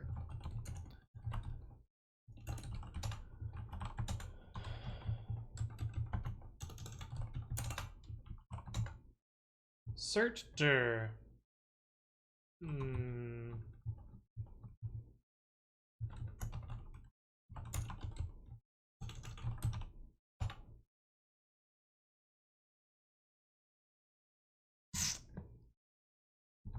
Podman with MIT on prox. Surely someone else has done this before, right?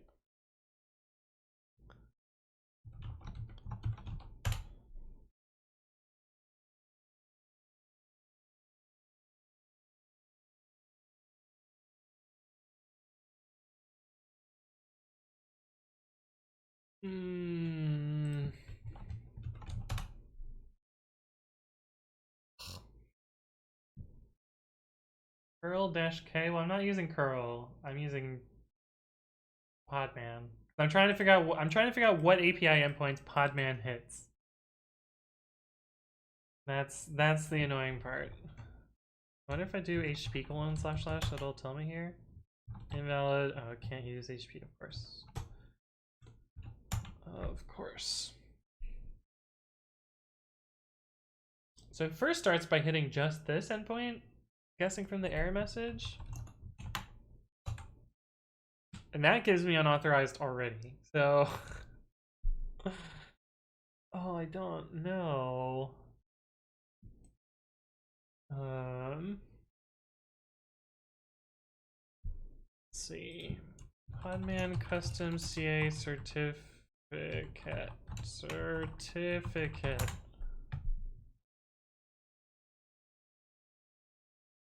Okay. Fuck you, Red Hat. Piece of shit. Fucking hate Red Hat.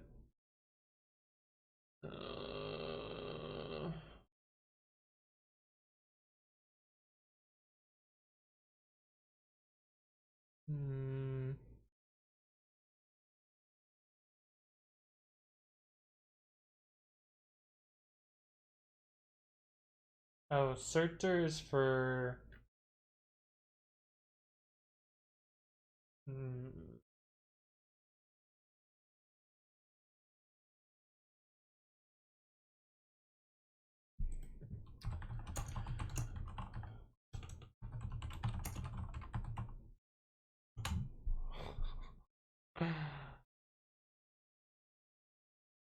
Oh, I don't know how to do this.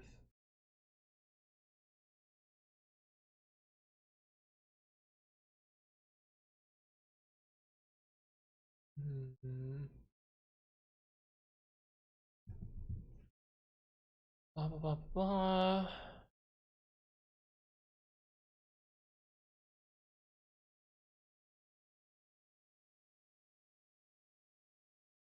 I don't know how to do this. XL198602114. Thank you for the follow. Welcome, welcome. Can you just ignore the verify SSL? There, I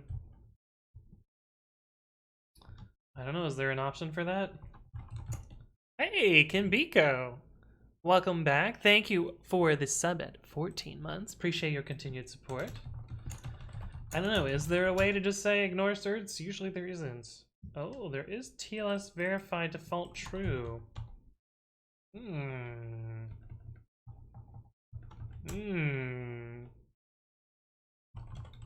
you're saying I can just do this? Oh my god.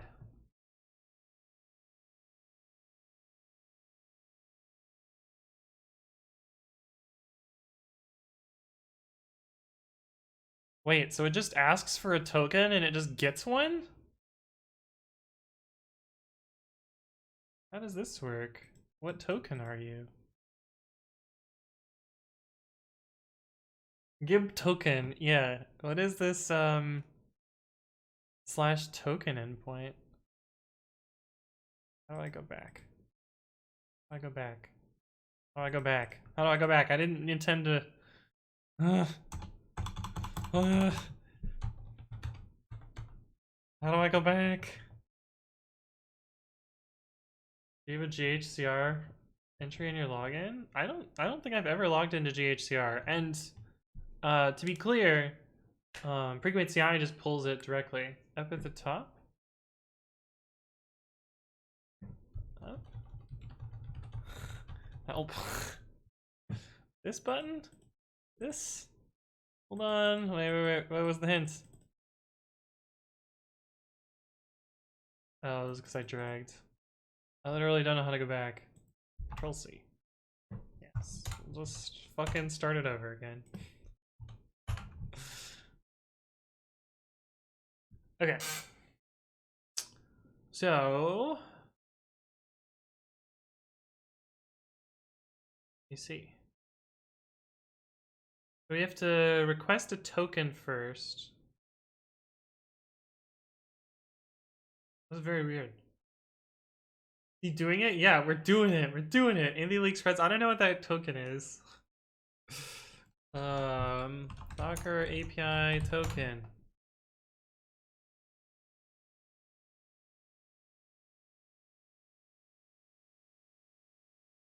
Your registry requires authorization to return this with information on how to authenticate.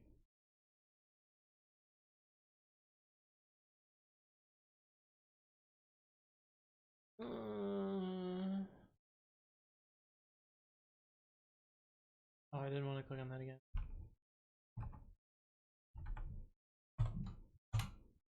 But actually, I'm curious, like, what all did it send in this token request?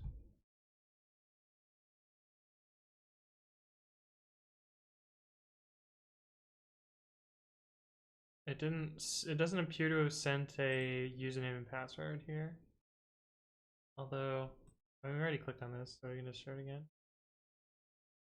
Server. Okay, yeah. So it just hits this endpoint. Oh. This is the thing that's fucked up about. Oh, I didn't mean to do that. Okay, yeah, we can just literally hit this endpoint to get a token.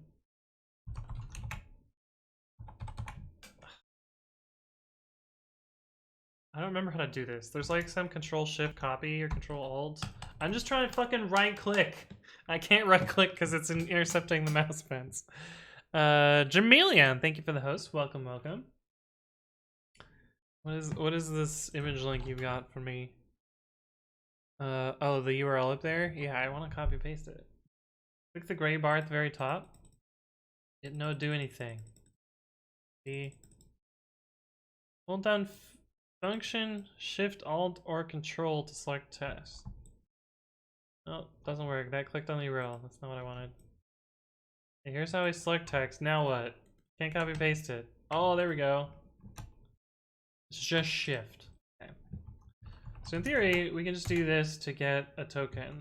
Oh, this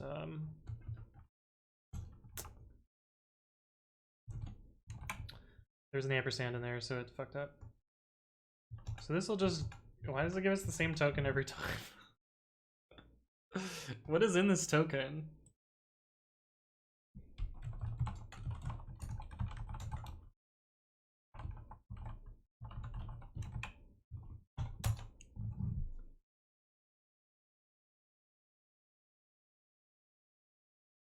Huh.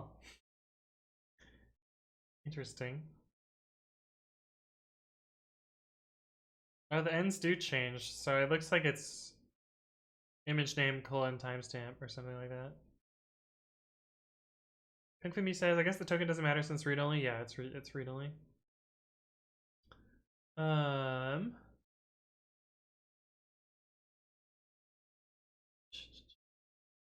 Velociraptor! Hey, welcome. How are you doing? Welcome to the stream.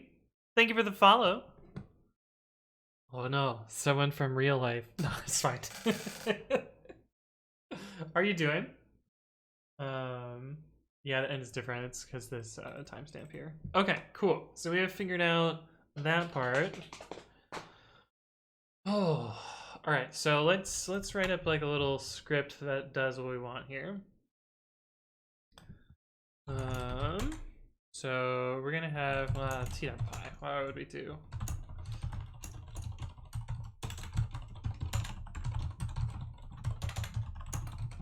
writing our own shitty Docker client today. That was cool that we did manage to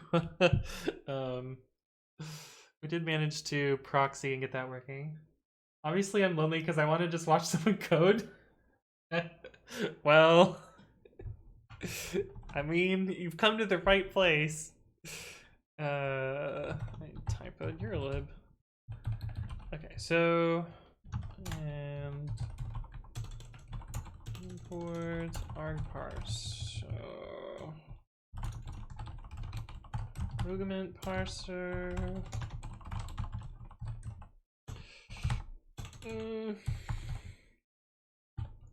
So we want registry, and we want image, and we want tag.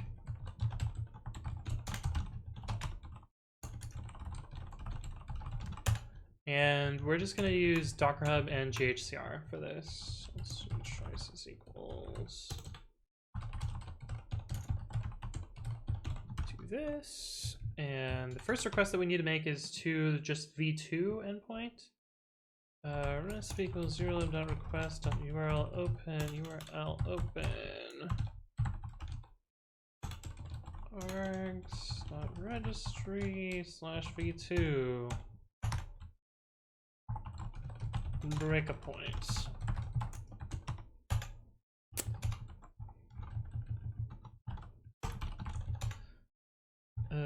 So if we do ghcr.io pre-commit CI /runner image and latest unauthorized. Okay, so we should expect to see.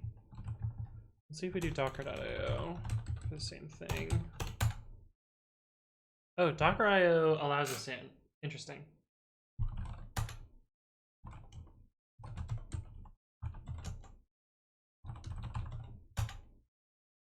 Wait a minute.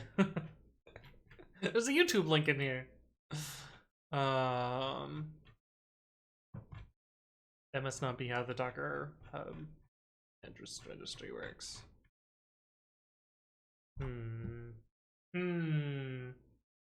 Oh, it's Q to return the previous note? I see. Shane just got thrown. So there's this term you use a lot, but I have to admit I don't know the meaning of. Real life? Right. That's perfect, and because I know you from real life, I'm just gonna pretend we're both the same coffee shop. Yeah, exactly. Easy. It responds with a www authenticate header for bearer token. You need hub.docker.com. Hub.docker.com. Oh, of course. I'm just gonna pretend that's not there. That gave me a 404.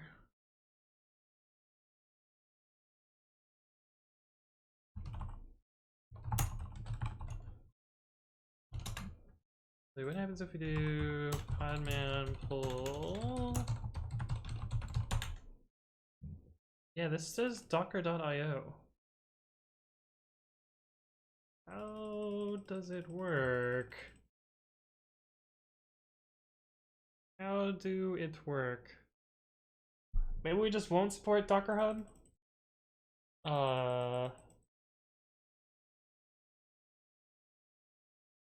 That would significantly reduce our ability to. Because right now we have, right now the way pre-commit CI works is it tries GHCR first, and if it fails, it falls back to Docker Hub. So I kind of need both of them to work. I guess fuck it, we're MVP. We'll just not. Let's hard code GHCR for now. So we'll get it working with GHCR, and then I'll figure out the right URLs for Docker Hub later. Yeah. Except your lib dot. Is it error or errors? It's error. Error.url error as e break a point pass. I do this thing. I should really fix the bug and let me show you what it does first. So I don't put pass after it. Alright, we got rid of this argument. Yeah. So if I don't put pass after it, it drops me in the next line that's about to be run, which is often just fucking unrelated shit. And right now it is destructing some temporary file. What temporary file? I have no idea. Completely unrelated to the code that I was running. So what I do to fix it instead is put a pass here. That way, when I run the command, it will now give me debugger access.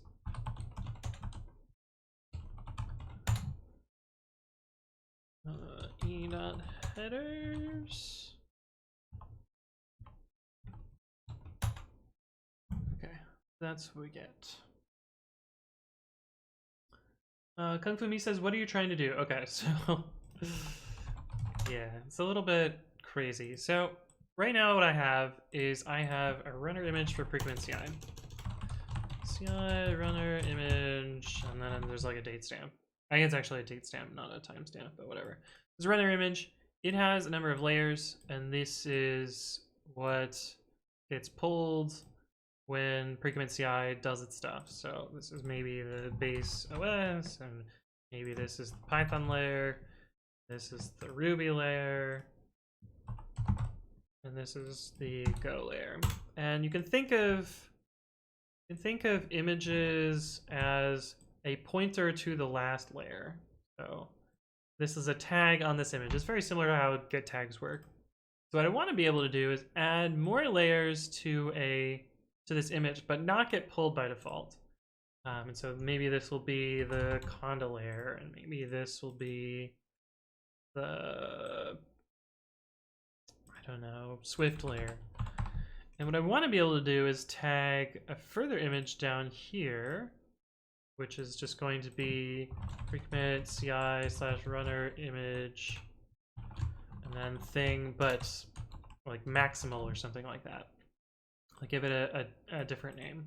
And so the base startup of pre-commit CI can be fast because it just pulls this minimal image, and then I want to query the maximal image, figure out which layers are which and which ones that I actually need, download the layers individually, not as a Docker image, and then mount them into the minimal image.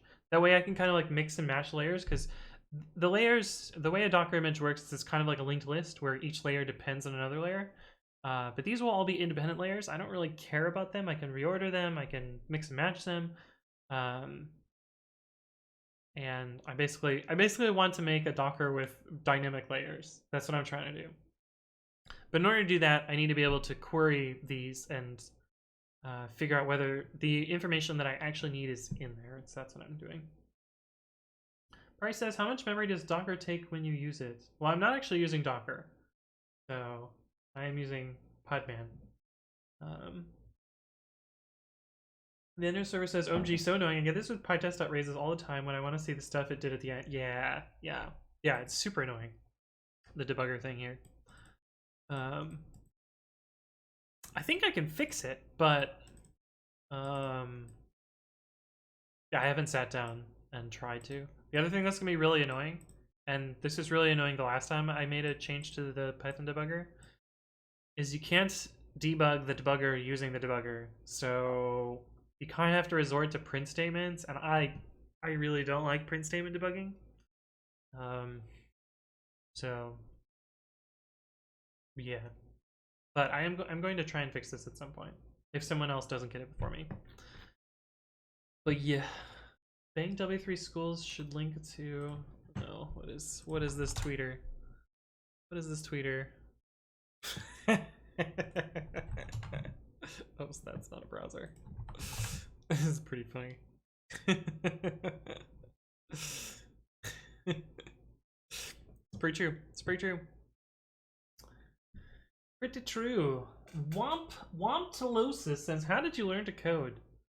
I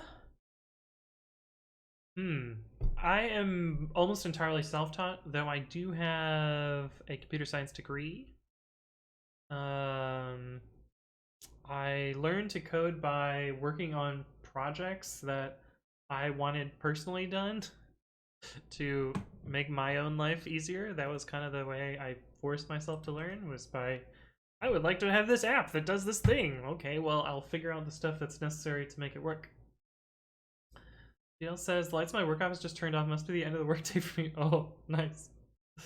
Vix Jake says, CS degrees don't teach you how to code at work at all. Yeah, that's pretty true. Internships, I think I learned more about how actual code works at internships than anything else. I guess it's not entirely true. I think I learned the most applicable knowledge for work by having internships. Automated on-off helps me a bit. Oh yeah, that way you don't spend just like 14 hours working. Oh my god. If I would have just scrolled down on whatever the fuck this page is,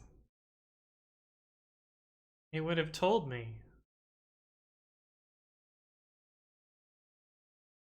Wow.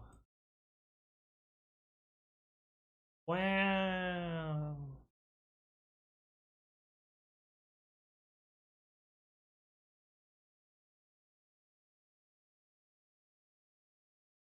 In the V2 workflow, client should contact the registry. What is this a request to, though? Oh, registry.docker.io. Is that what I'm supposed to hit? Curl registry.docker.io/v2. Service unavailable. Hello?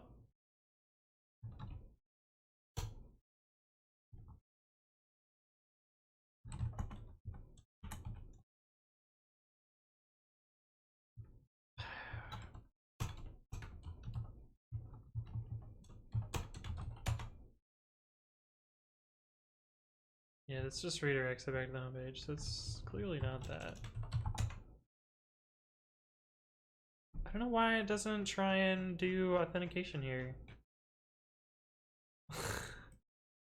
I love this giant fucking base 64 image at the bottom. I got a 404. Yeah, I still don't know what's up with the Docker Hub.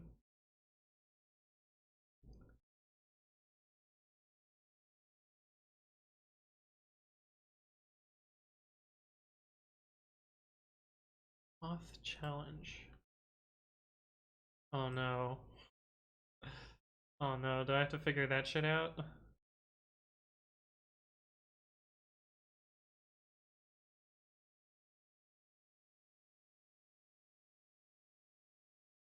Oh, it's OAuth. I don't want to actually do real OAuth. Why is this so fucking complicated?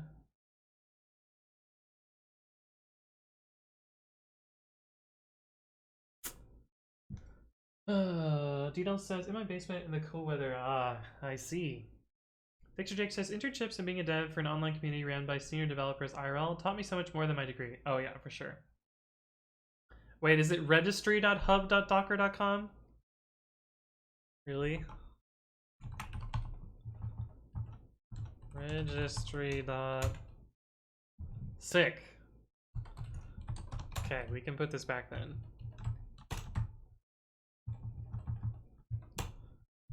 Choices equals registry.hub.docker.com. I don't know where this magically came from or how Podman knows to do that, because I'm pretty sure my... Are the containers registries.conf? Yeah. Yeah, it just lists docker.io here, so I don't know how it does what it needs to do. I don't know where the magic sauce is. Somewhere, presumably. Whatever. Oh. Just tab this out. Begin manual. Code formatter. Cool. Thank you, details. That was very helpful. Okay, so now we have this error. From that error, we need to figure out what's next.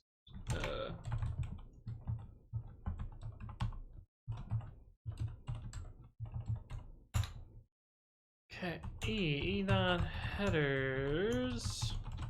So we need to parse this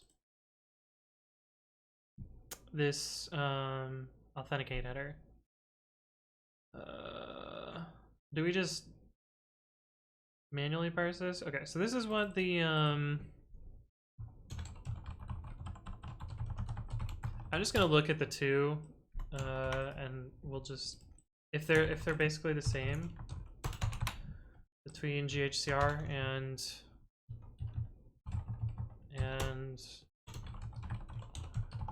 Docker Hub. E.headers authenticate. If they're basically the same. Oh, I hard coded GHCR. God damn it. God damn it. Oh, I keep doing that curl command. E.headers authenticate. Oh, that one's different. Oh no. Okay, so this is what we have for these two headers. Realm service. This has a particular scope.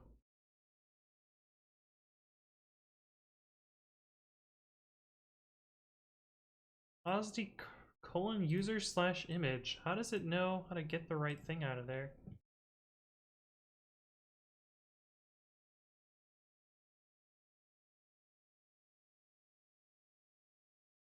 Say username push.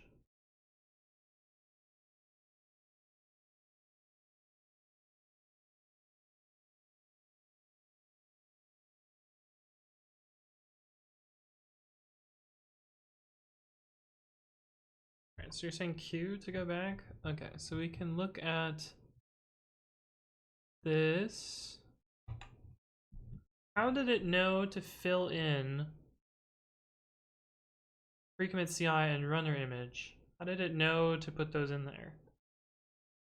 Like, it knew how to do this. Repository colon user %3a, is that a colon?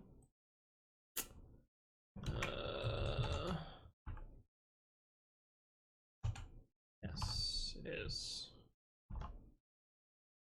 Index.dockerio is an alternative which redirects to registry. Oh, interesting. Yeah, so how did it know to fill in that stuff? Is that part of this spec?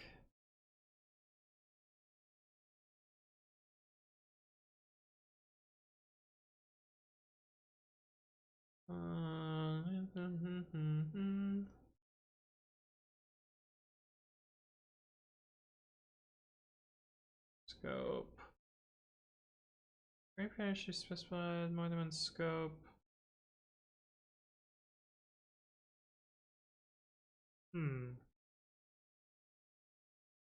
Yeah, it doesn't say anything specifically about user in here.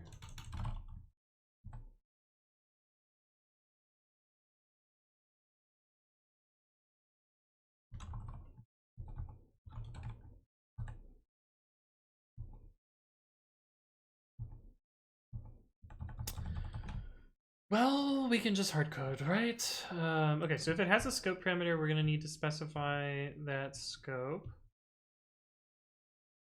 And we replace out user and image. Scope equals repository colon, and it knew to fill that in somehow. Okay. Silver Jam, thank you for the follow. Welcome to the stream. Hopefully you are doing well. Okay. Auth equals e.headers authenticate. Oh, I guess we should first do if e code does not equal 401, then raise. Then we need to parse the auth header string to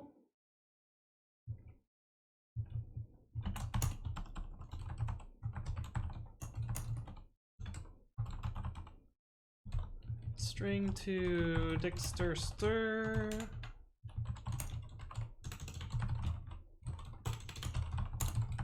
Now we're getting to the good stuff. Silver Jam's doing great. Perfect. Okay. Auth header equals parse auth header. I can actually just call this auth and get rid of that. So now I need to actually do the parsing here. Cert s dot starts with bearer.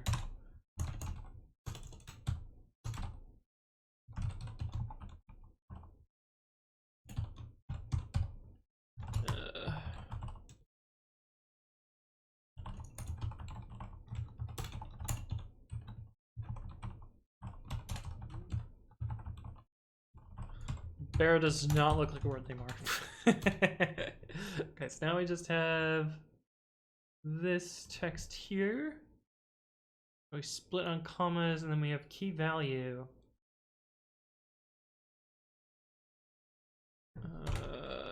Rent equals.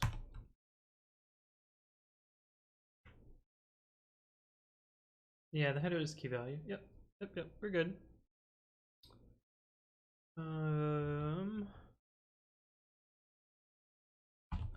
S dot split.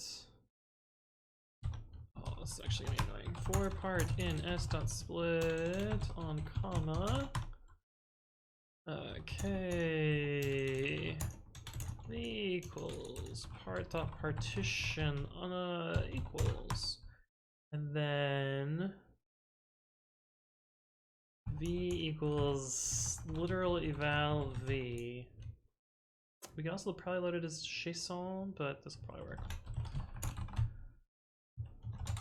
And then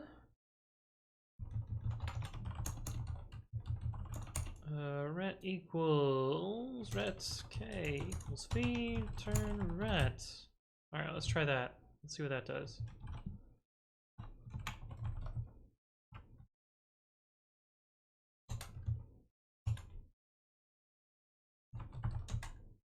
Relevant service. Okay, that looks good. Let's do the GHCR one now. GHCR.io. Now we have realm, scope, and service. Technically, scope can be specified more than once, but we're just kind of making it to it this way.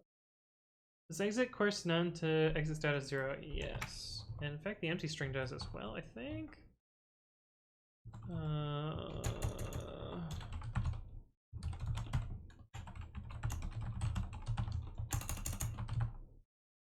Oh shit, I fucked this up. Oops.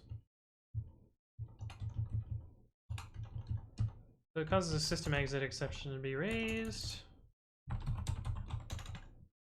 Oh, which I guess courses it? Guess we'd have to actually try it. Exit, anti-string. Well, that's interesting. I guess it's just none and, you know, 0. And presumably false, because false is also 0. But anything that is not integer or none will be changed into a 1, I think. I thought bear was the key. I was going down. Oh yeah, no, you're fine. Spirit says, yo, what are we doing here? We are manually trying to pull from a Docker registry.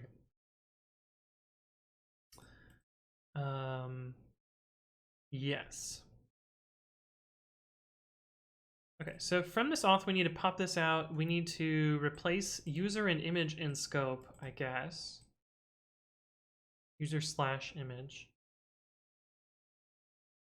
And then we need to slap these on as keyword arguments and request the token endpoint.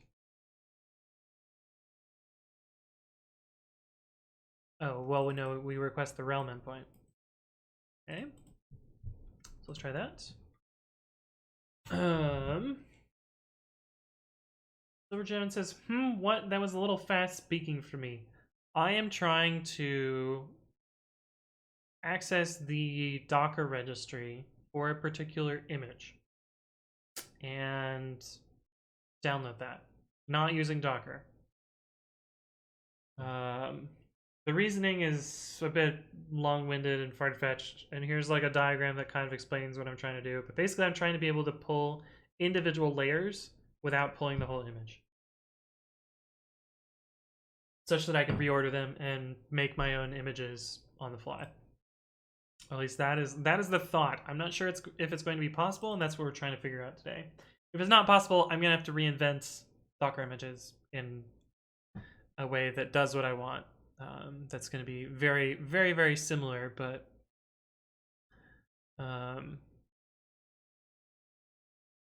yeah, that's what I'm doing.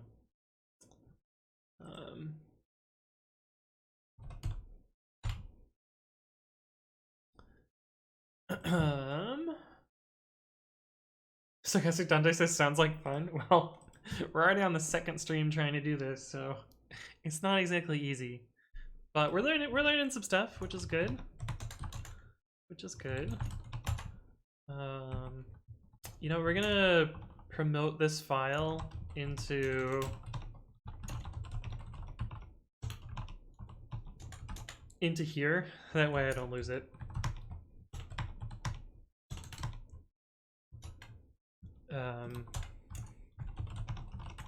Because I realize I'm working in a temporary directory.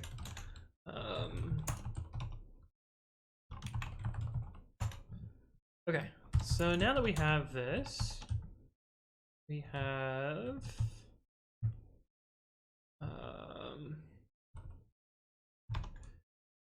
realm equals auth dot pop realm, and then we need to add query parameters to it. How did that work? I just took key value. Oh, okay, key value. Okay. So just encoded the rest of them. There's something in url, right? urlib parse urlib.parse dot. Is it quote?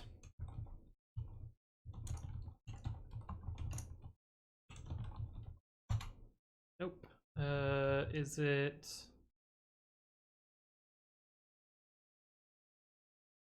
What's the thing that takes a dictionary and gives you a query string?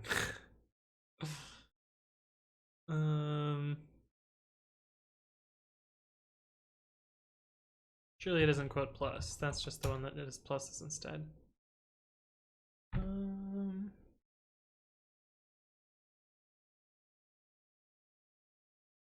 URL defrag. Fuck is the? Is it really URL encode? URL encode. Yes. Okay. Sick. Auth equals kv dot replace user slash image with args dot image. Okay, redo that. Query equals dot parse dot URL encode auth.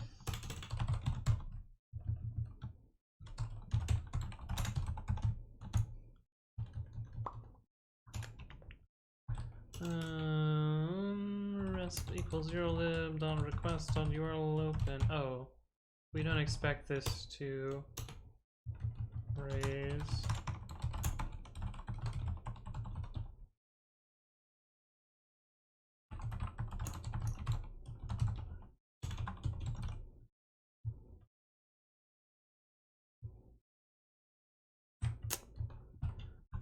Realm question mark query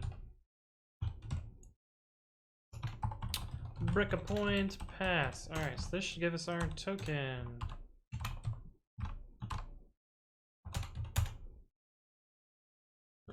Resp.read. Hey, it's a token. Spartan says, by the way, some time ago I met the Python lib fire. I would recommend it to create a command line. No, don't use fire. Fire's garbage. It's super magical, and if you want to do anything interesting with it, it is not helpful. Don't use fire. Fire no good. And you have to install it. Better than ArcParse, in my opinion, no. Fire's garbage.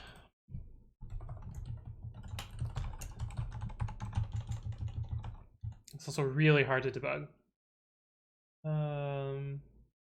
Trust me, I've had to rip it out at scale. it's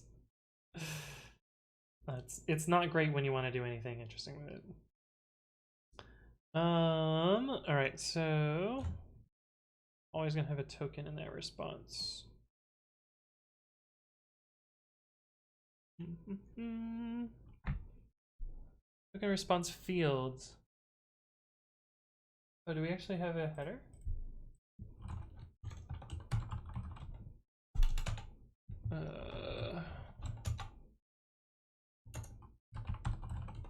Right, I don't have PPJ here. No, it's in the body. I don't know why it says field is a little ambiguous.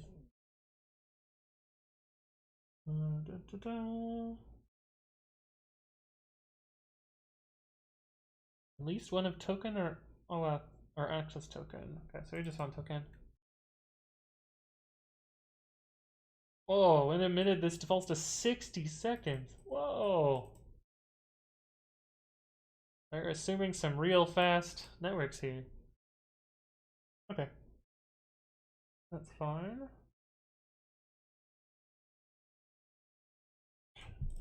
Token equals rest equals JSON.load resp token. Shazerwan says, have you made a video on .env or just environment variables in general? How you store them for projects? I have not. Explains .env. Yeah, maybe I'll. Oh, that's not how I do that. Video idea .env. My work, I usually just need to call a script with a config, so that's not. I mean, yeah, it's fine for very, very simple things, but it quickly falls apart. Show me where fire hurt you. Everywhere. Yoga flame. Yeah, right, Furry?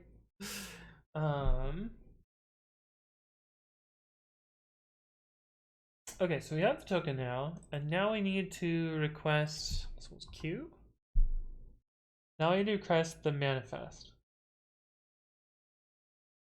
with the token. Okay, so then we want to do resp equals urlib dot request dot URL open. Oh, actually, I think we have to do this. Request because we have to pass headers. Headers equals authorization bearer token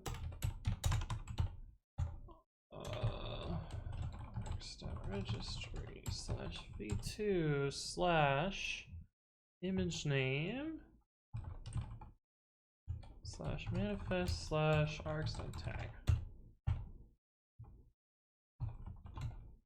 So that in theory should get us our image manifest. And that's where we hope it has enough information. PP.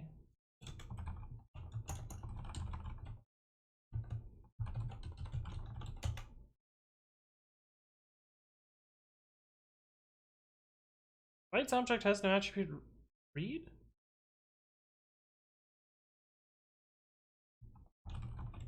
Hello? Oh. JSON. Oh, damn it. Okay, never mind, I'm dumb. Resp j equals JSON.load resp. That's what I wanted. Okay, so we have our list of layers here.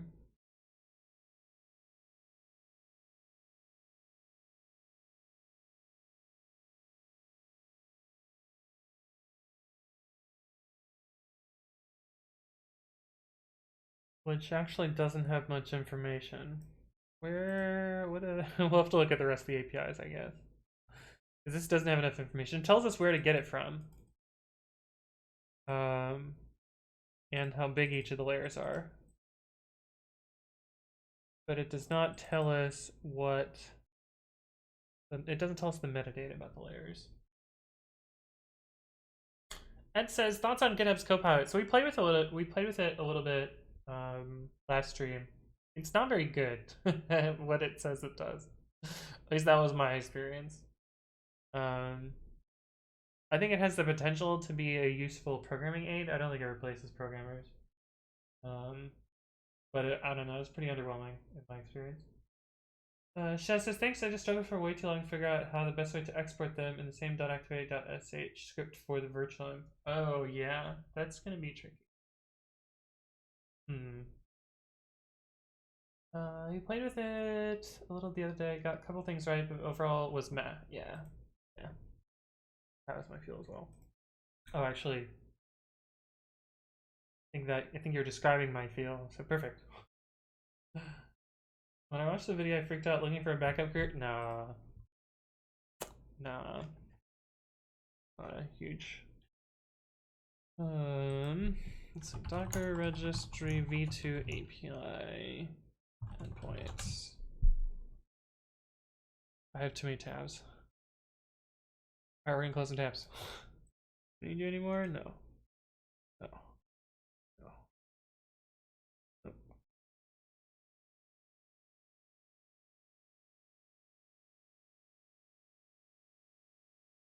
Nope.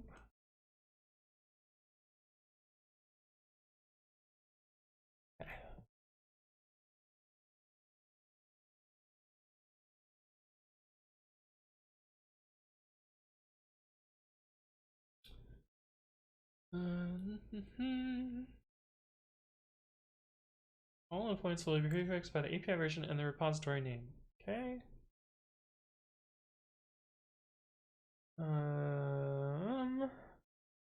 Okay.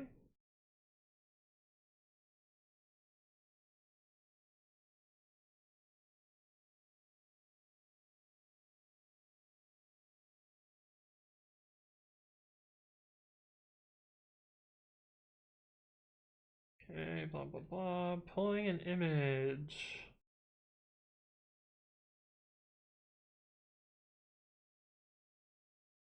First step in pulling an image is to retrieve the manifest.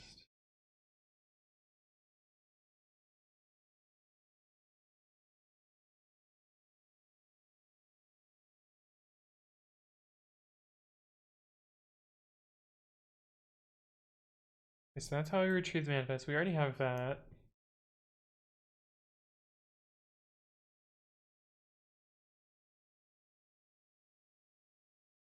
Oh, I would love for the history to be there. How do I make it include history?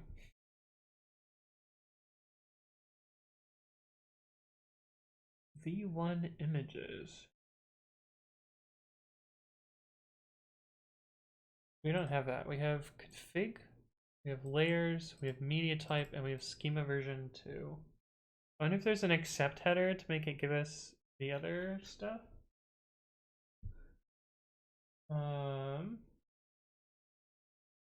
You can hear Anthony's computer sigh in relief with the release memory. Nah, we got plenty of RAM where it doesn't really matter. It probably didn't really even make a difference in RAM. It was mostly just for my brain. Probably the easiest reference point for this is this. Oh no. Kung Fu Me says, could you use BuildKit to target specific images and then squash them together? I'm not trying to make images. I specifically want... If I have an image with a bunch of layers, I specifically want the layers to be separate so that I can start with just like the very basic Python image, which is going to satisfy most use cases. And so I'll pull this by default. And then if a particular user needs Ruby, then I'll pull in Ruby. If a particular user needs Conda, then I'll pull in Conda. But it's avoiding having to download like a 4 or 5 gigabyte image when most of the time I'm only going to use 200 megabytes of it. So I'm basically trying to lazily pull the rest of the image and assemble the layers afterwards. But yeah, I'm not really concerned with the like building part. mostly just the can I get enough information to retrieve this? Otherwise, I have to build enough information somewhere else. Which I would probably end up doing by just like sticking that information into the image or like doing something else custom like that. That's kind of what I mean. Explain. Explain more. At least has available endpoints you could hit. You might need to use the blobs to get the specific details layers. Yeah, I know the history is in the blob itself. I just kind of wanted to avoid that. I could just, so like the other thing I could do is just say like, you must include the Docker file in the image that you create. That way I could parse it out of the minimal image and then avoid the API endpoint, or like use the API endpoint but like match up the Docker file lines in some way. I don't know. These are like my backup ideas. Okay, you target a specific build, it's just a matter of putting them back together. Yeah, I mean like creating the image after I pull the layers, that's not the hard part. The hard part is like actually getting them, I think. Dan Bam Makia, thank you for the follow. Welcome to the stream. Hopefully you are doing well. And T-Jar, thank you as well for the follow. Welcome, welcome. All right, but oh, this is just a list of all the methods. Cool. So we don't care about put or delete. Retrieve blob from the registry identified by the digest. A head request can be issued to obtain resource information without receiving the data.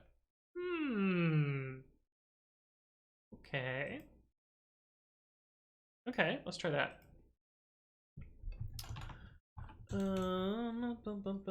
Image info equals, sorry, it's called manifest. Manifest equals JSON dot load. I don't know why I thought it was read for a second. Or layer in layers.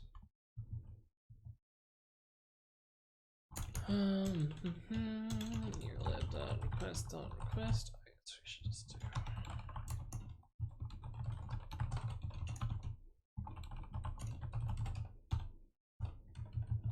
That way I don't have to do this a bunch of times. I should work on the other screen. Oh, but this is the screen.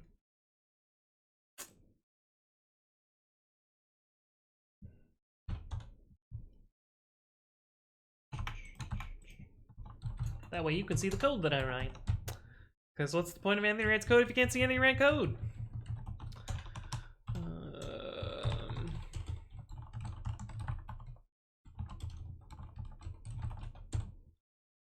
So it is. All right, we're gonna move you over here. Hopefully, we don't need you for a while. I keep clicking on that, and I don't need that. Name blobs and then digest. Blobs. Layer.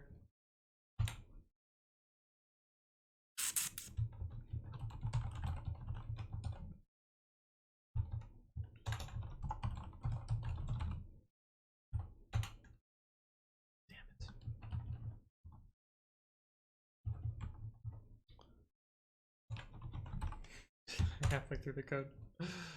PP manifest. Okay, that's the one.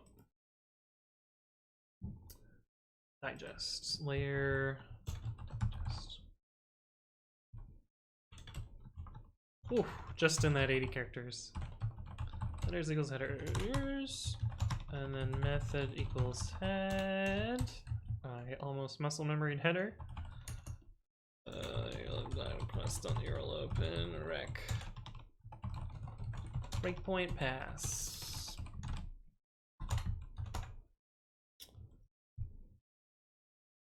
Rest. Read.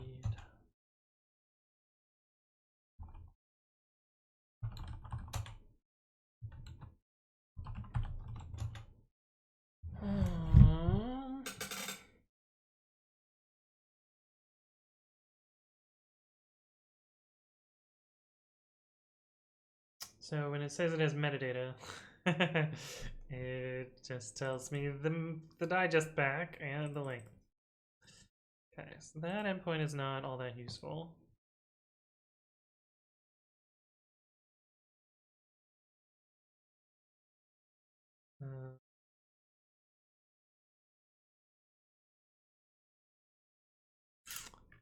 Well, this idea might be dead.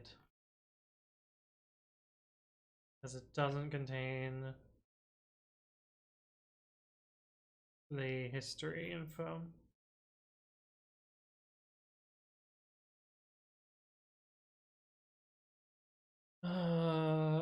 Unless it's somehow in the tag.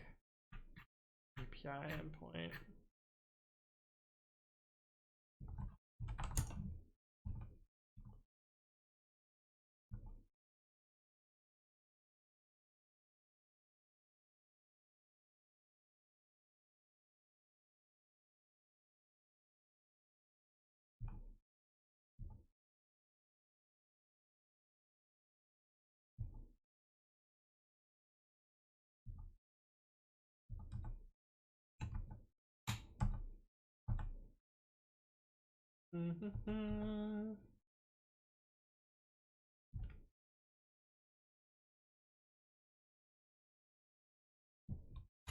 Yeah, what happens if we do tag list? Is that gonna give us history? Probably not, but try it.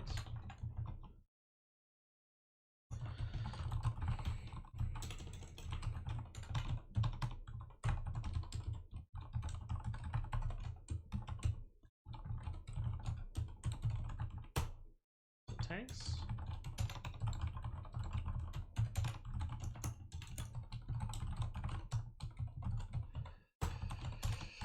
Mm. 404. Tag slash list.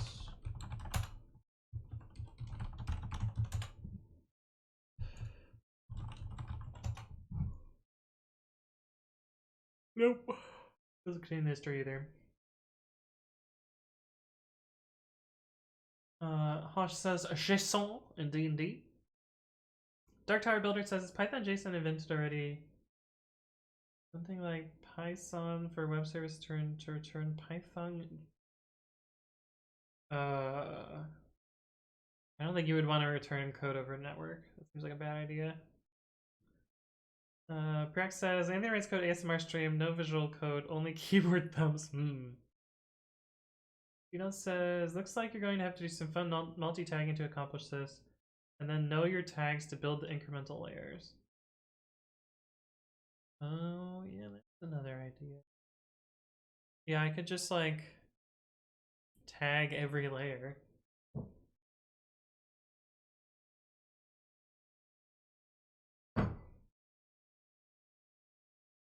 I could tag every single layer with its language name.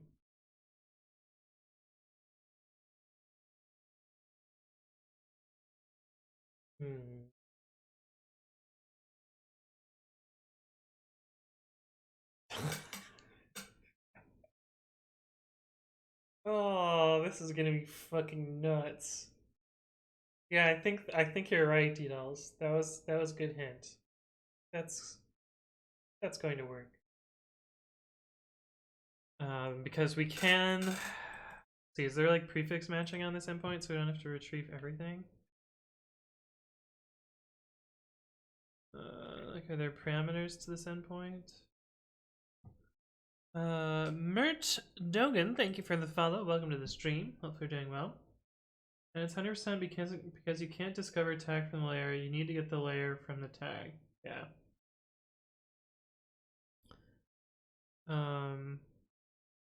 Yep.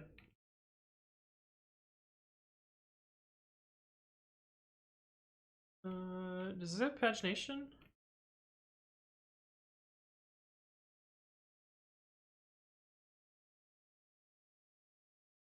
Oh, it does.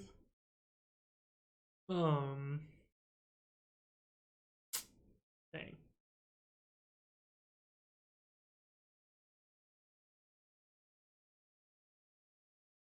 And it uses link pagination.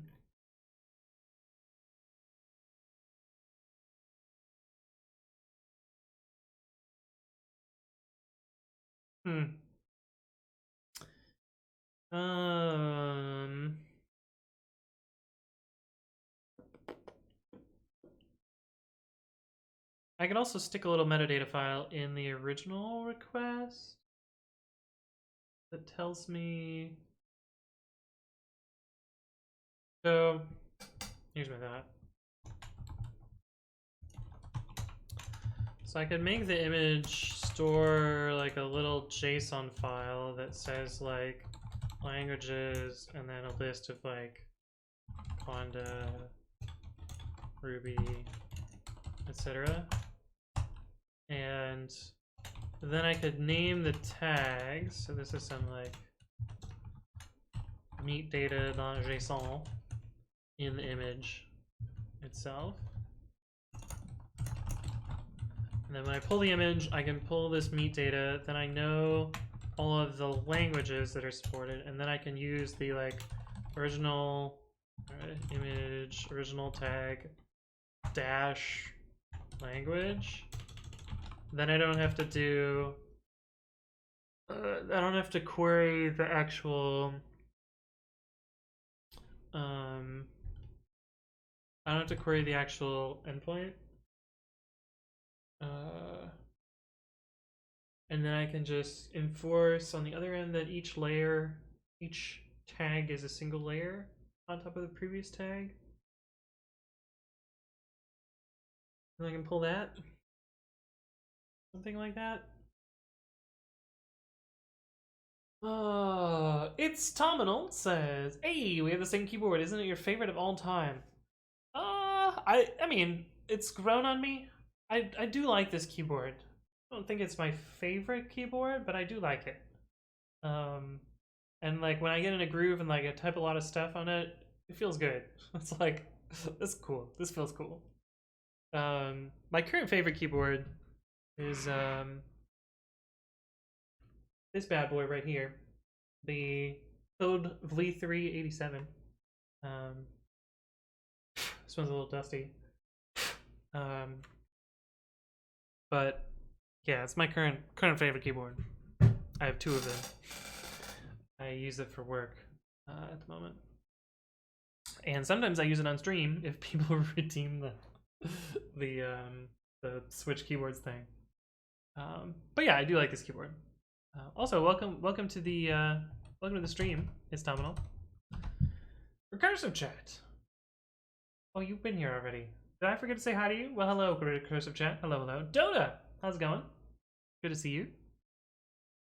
Yeah, I think I could make this work. Comic. Oh no.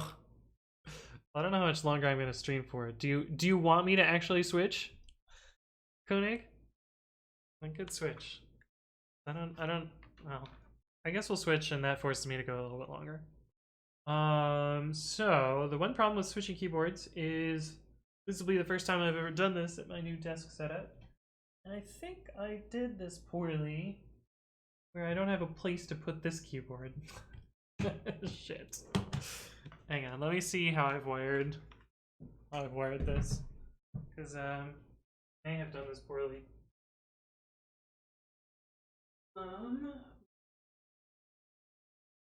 Oh yeah, that's not. So usually, I'm gonna refund your points, and I'll fix my setup later. Sorry about that. So the problem is the cable, this cable right there. Oh wait, no, it's this one. This cable right here. Usually what I would do is I would slide this over to the left and then place my other keyboard on top of there. I had the forethought to like get the other USB cable to plug my other keyboard in because I was like, oh, someone's gonna redeem this, then I'll switch keyboards. Usually what I do is I slide it all over. Unfortunately, this wire is like right at the end of where it can reach. So yeah, let me figure out how to do your points. Content. Sorry for the scam. No, you'll get your points back. Don't worry about it. Viewer rewards. Here we go. Channel points. And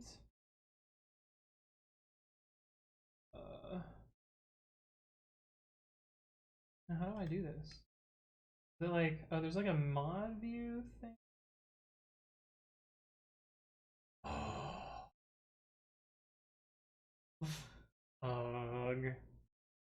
How do I do this? Switch to no.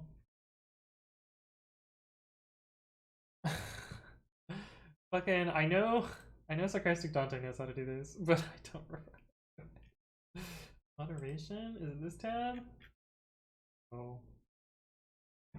Oh my god.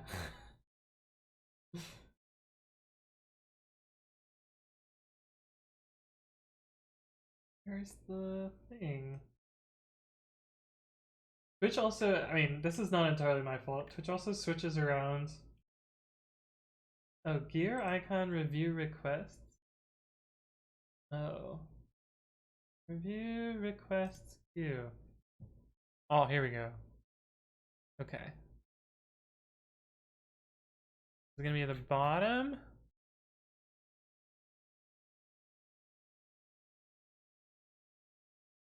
This one. So I'm going to refund this one. And all these other ones I'm going to mark as complete. And we are going to temporarily pause that one. Oh, now I feel bad that I've cleared those. Oh well. Anyway, there we go. Sorry about that.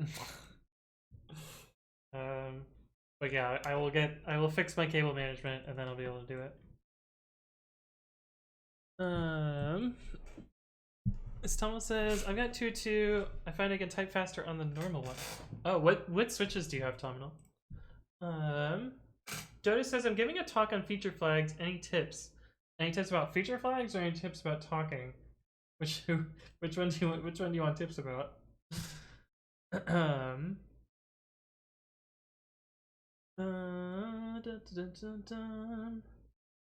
Recursive Chat says, I'm in hiatus myself almost a year now.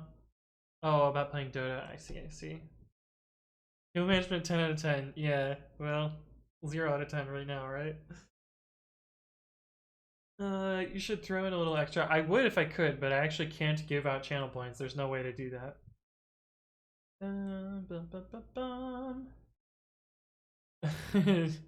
I have no choice but to swap boards? No.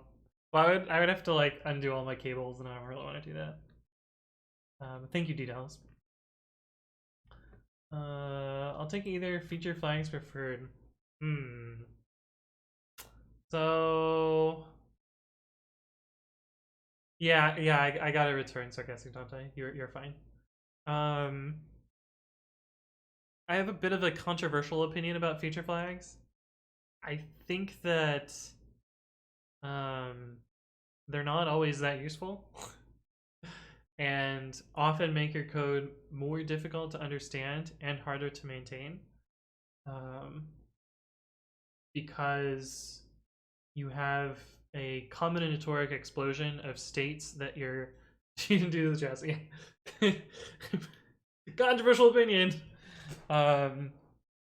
Because you know, as you accumulate many years of working with feature flags, you end up having your site have a combinatorial explosion of different configurations of where it could run, and it's impossible to reason about all of those possible states that your app could be in.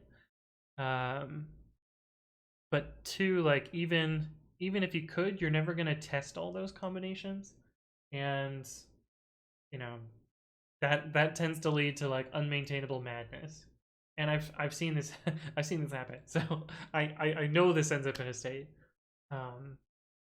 But I also think, on the other hand, that feature flags can be really useful for you know, making gradual rollouts of features and like, you know, getting things working. But I also think that like that's where it should stop, and like once you have your feature launched, you should rip out the feature flag. Because otherwise there's risk that like you run in a particular configuration of a feature flag for years and years and years, and then someday you're like, oh, problem, we need to flip. Oh, good, we have a feature flag to just flip this off, and you flip the feature flag, and then the site melts, because you haven't tested that other configuration or ran in that other configuration for years and years and years, and so you don't know whether it's actually going to be successful. And so like you really want to use them sparingly and with thought, and like test as many configurations as you can, because it's really easy to get down the rabbit hole of like, oh, we have feature flags, so we have this like false sense of security about things working, and then like you flip them and everything's fucked.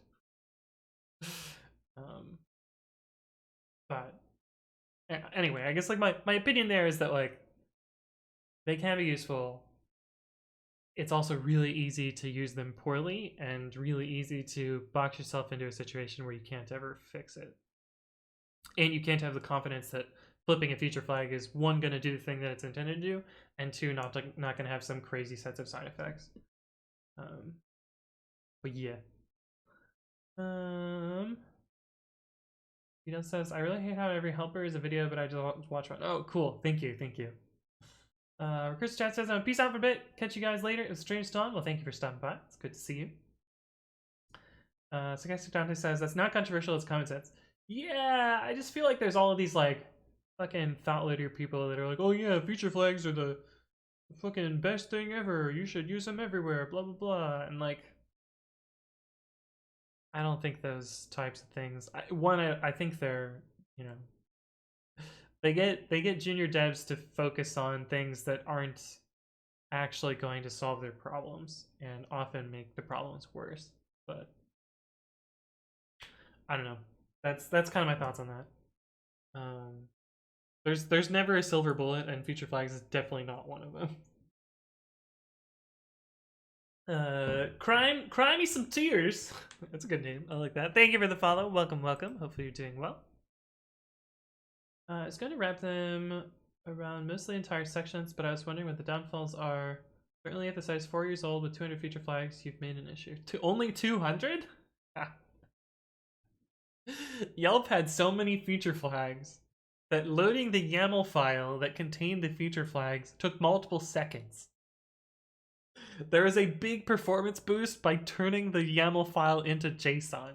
That's how many fucking feature flags Yelp had. 200 is child's play. That's like nothing. But I mean, still 200. I mean, assuming those are just Boolean feature flags, 2 to the 200 is a pretty big number. That's a lot of states that your app could possibly be in. Not even states that your app can be in. That's states that the code of your app could be in. But yeah. Crack says, cough PagerDuty. Did PagerDuty have like some outage where they flipped a feature flag? Is that what you're talking about? There's been an outage like this at basically every company ever that's used feature flags. But yeah. It says, I just wanted the counterpoint so I don't get surprised. I mean, that's most of it, is, not having the confidence to flip them, insufficient testing, and it makes it harder to reason about your code base. But at the same point, they can be useful for incremental rollouts. They can be useful for things that you actually want to flip on and off, and like make sure that you test that they work.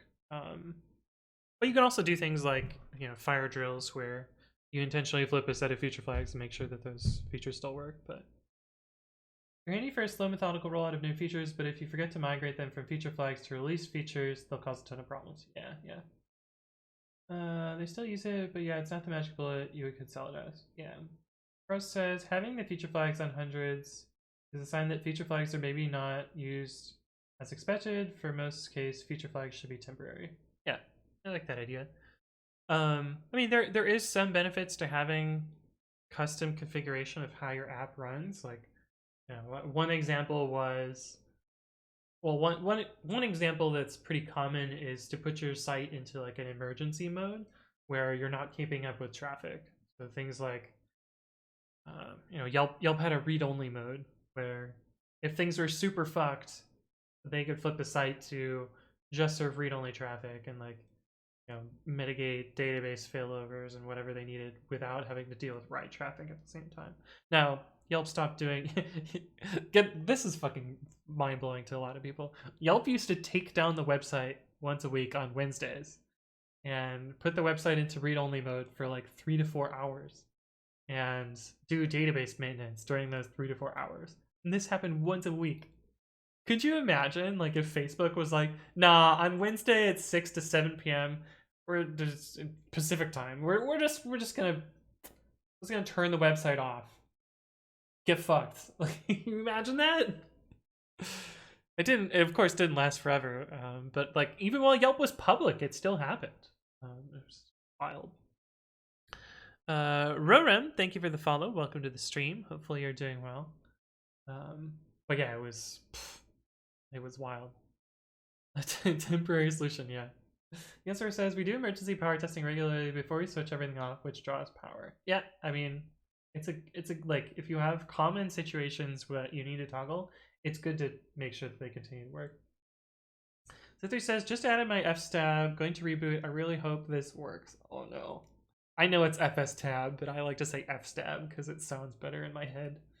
And I read it as that for 10-ish years before somebody was like, you know, the FS stands for file system, right?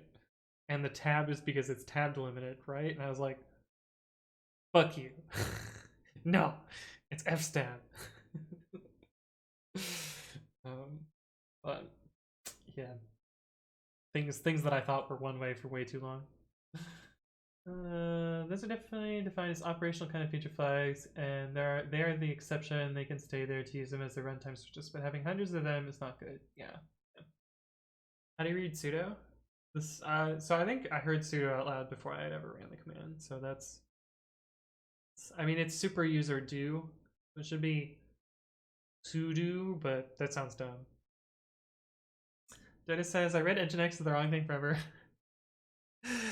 Oh no, I've told chat this, right? I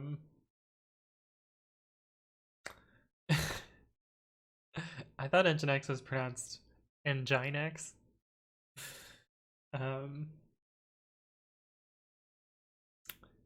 Yeah. for like way too long.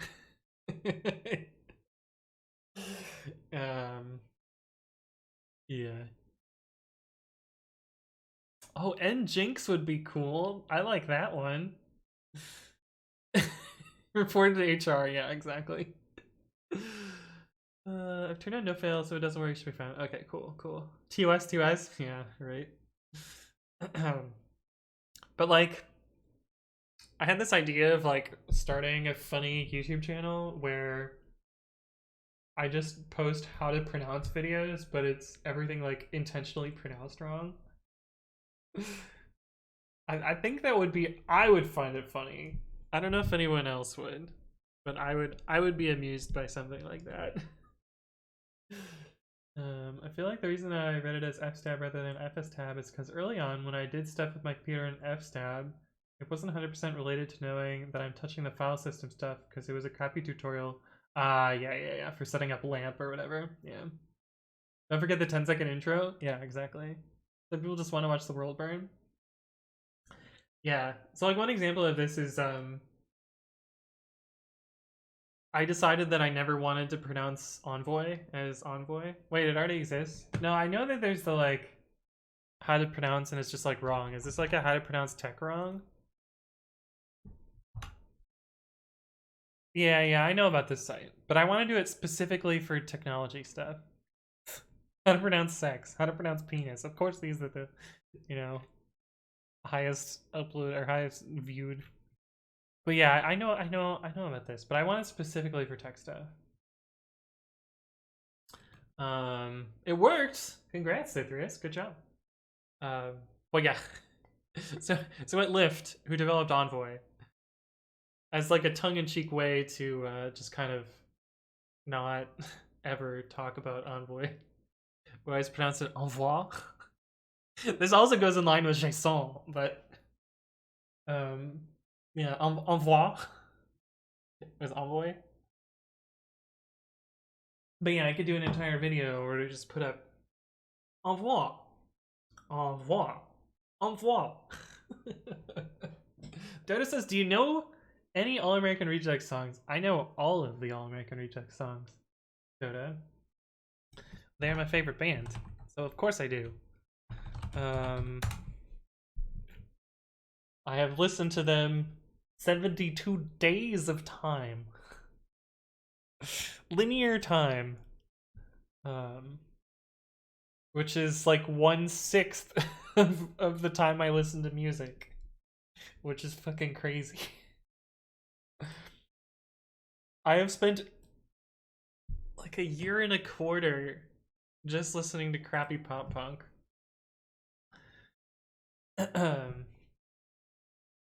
Blink-182 should be higher, to be honest. It's because I don't have their full discography.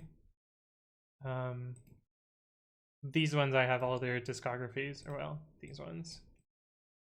From Amberlin up. If I had Blink-182's discography, it would be higher. Isn't that old? I updated it like 2 months ago. A month ago. Yeah, so it's exactly a month out of date. But I didn't have my computer for like 3 weeks of that, so is Nickelback in there? No. I don't have any songs in my iTunes about Nickelback. Dashboard Confessional, is everything okay, man? Yeah. Dude, as an April Fool's video next year? I just want to do a whole bunch of videos. I feel like they'd all be funny. The way I found out about All American Rejects was from a Bionicle commercial. Ah, yes, the AAR Bionicle commercial. Yeah.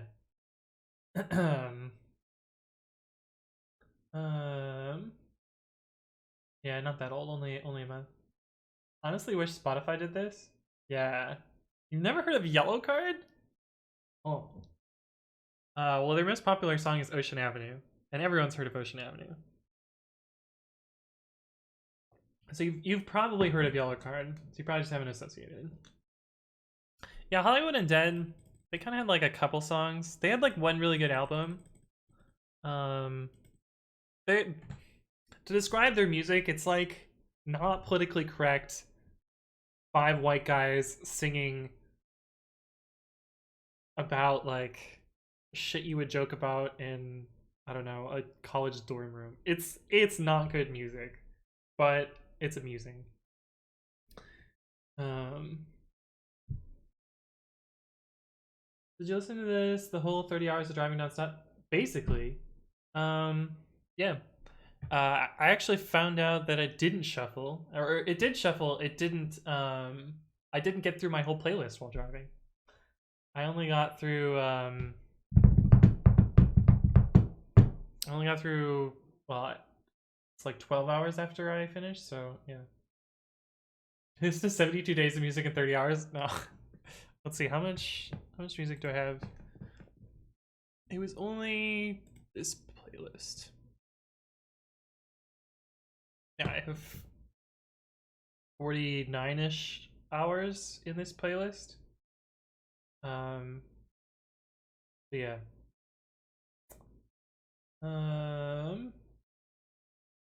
Yeah. But I guess we could see how many.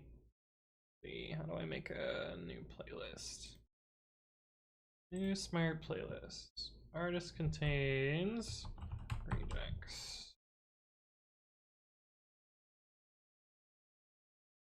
I have 6 hours and 21 minutes of All American Rejects songs. Wait, is there no delete playlist? Oh, here we go. Why does that sound way scarier than what I want to do? There's delete playlist? Delete from library makes it sound like it deletes all the songs. It's just delete playlist. Okay. Take off your pants and jacket is still top tier? Yeah, no. It is very good. Very good. Cool music player. Yeah, I know. Shitty iTunes. Is this the type of program where you pay for music? Yeah. Anything break while moving? For me, no matter how careful I was, something always broke totally.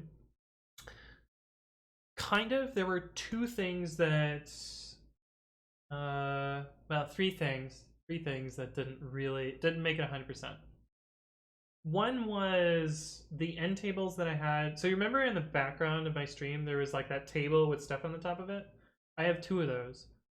Those made it, but all of the screws came loose. So I thought they were broken. Like I picked them up and they all like wobbled, and I was like, ah, fuck. Well, all the legs broke. But for somehow all the bolts unscrewed themselves, which like is amazed that happened because they were all lock nuts too, so they shouldn't have unscrewed themselves. Those unscrewed. I just screwed them back. They're fine. My coffee table has like a scrape in it, where it rubbed against something for the. It rubbed against my bike for the whole trip. So it has like a spot where it has rubbed off the surface. And the other thing is my screen, the screen that's right in front of me. It fell and it has like a dent in it. But I want to replace the screen anyway because I literally bought this screen in 2006. 2006. So I've had this same screen. Here, I can show you what it looks like from the old photo here. This screen here.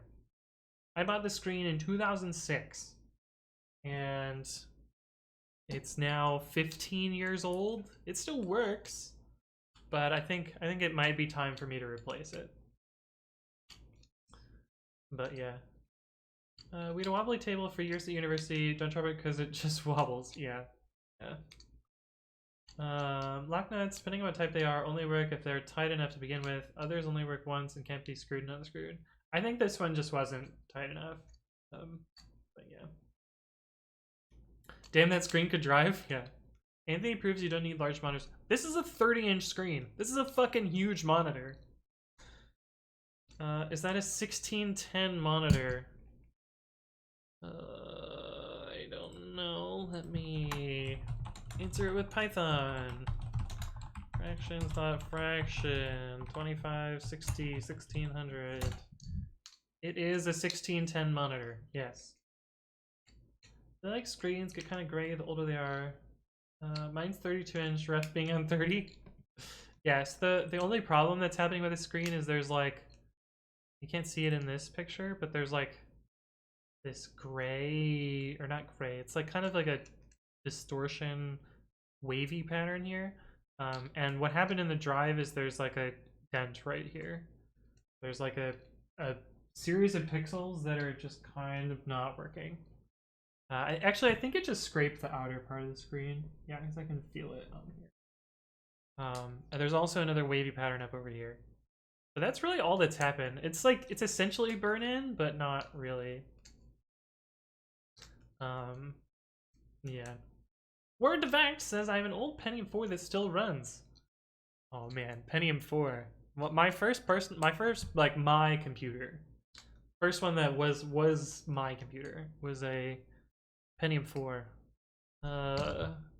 Was a Dell Inspiron 5150. Yeah, with 3.06 gigahertz. And 256 megabytes of RAM, 40 gigabyte hard drive. Yeah, I think I got the 60 gigabyte hard drive. I think I got a expensive upgrade for it. I think it cost like $1,200 when I bought it.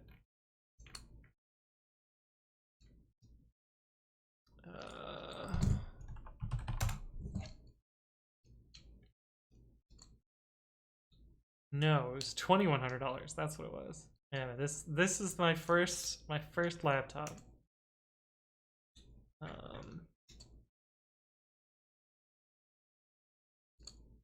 And yeah, I bought it with all of my own money, and then I was poor.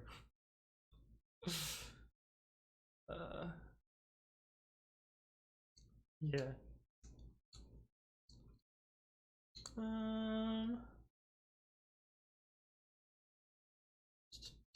But it's going well, word to fact.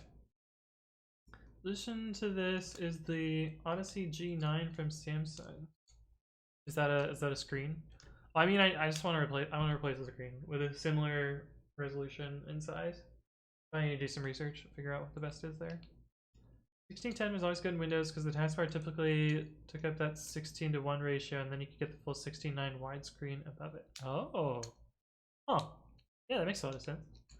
D4 runs Diablo 2. That was my first one. Nice, nice, nice. That's a lot of wham. Yeah. That was my first computer I bought for my own money in 2005. Oh. Notice says, what the fuck, mine costs similar amounts of money in 2020 money, but Canadian. Didn't know Dell made Inspirons for so long. I just got one a few months ago. Yeah, the model, I mean, they still make the same model. Yeah. Oh, is this that giant ass fucking curved screen, Cythrius? Yeah. My friend, who sometimes stops by the stream in the Discord, has one of these. It's fucking insane. And it's curved, which is just silly. But yeah, I don't quite want something like this. I don't really want a curved screen. It's not a monitor, it's a street art banner. Yeah, huge flex. Yeah, to have one of these. I think they expensed it too. I think work paid for it, and then he took it when he left. I think he got like a good deal out of it. At this point, we'll have 360-degree monitors. Yeah. Oh, you have one and expensed it? Oh, how's it going, Ratriablo? Hello, hello. But yeah, I don't want something like this. I want something slightly less absurd. And at least probably the same or greater resolution, like either 4K or 2560, 1600. Anything wants my monitor? Yeah, D-Delp has the real enviable setup. All right, let me see if we can.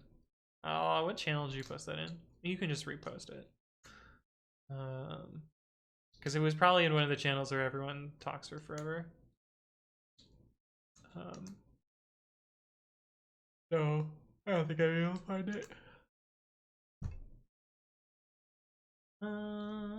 Meanwhile, I'm using a 15-inch screen for my laptop and 23-inch monitor. Nice, nice.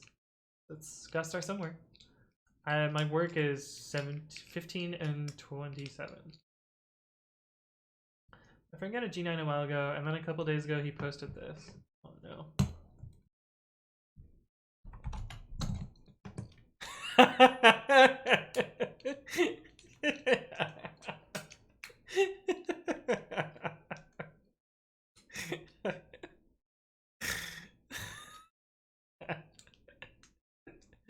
Oh my god, that's amazing.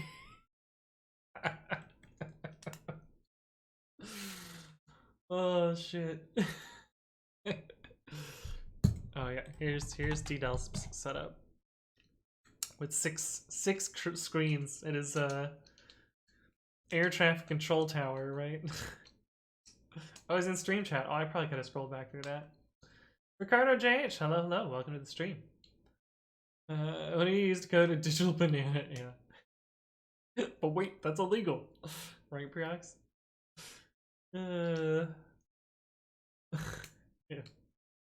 I wonder if anyone has a room full of I was thinking of doing a projector. The thing is, I don't think there's high resolution projectors.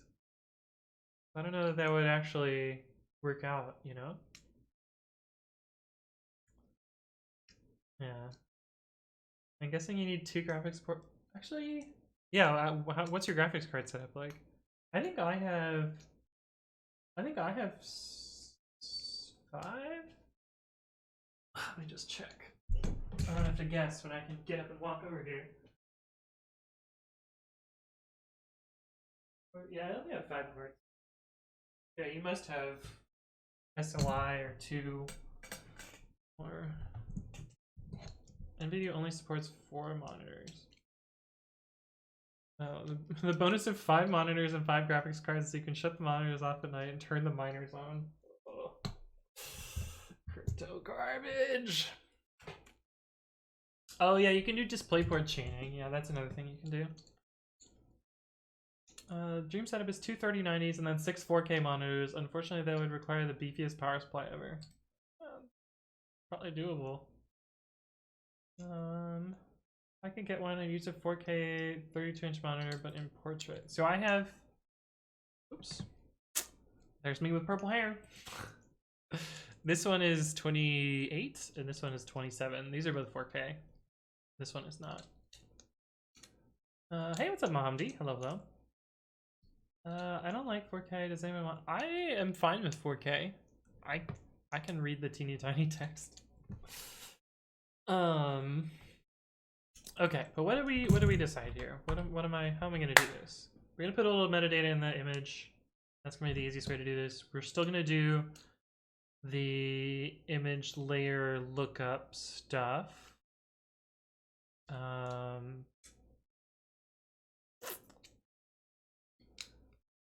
Yeah, I'm gonna have to do a lot of planning about this. So I don't think we're gonna be able to do. I don't think we're gonna be able to do this on the stream. But I think like,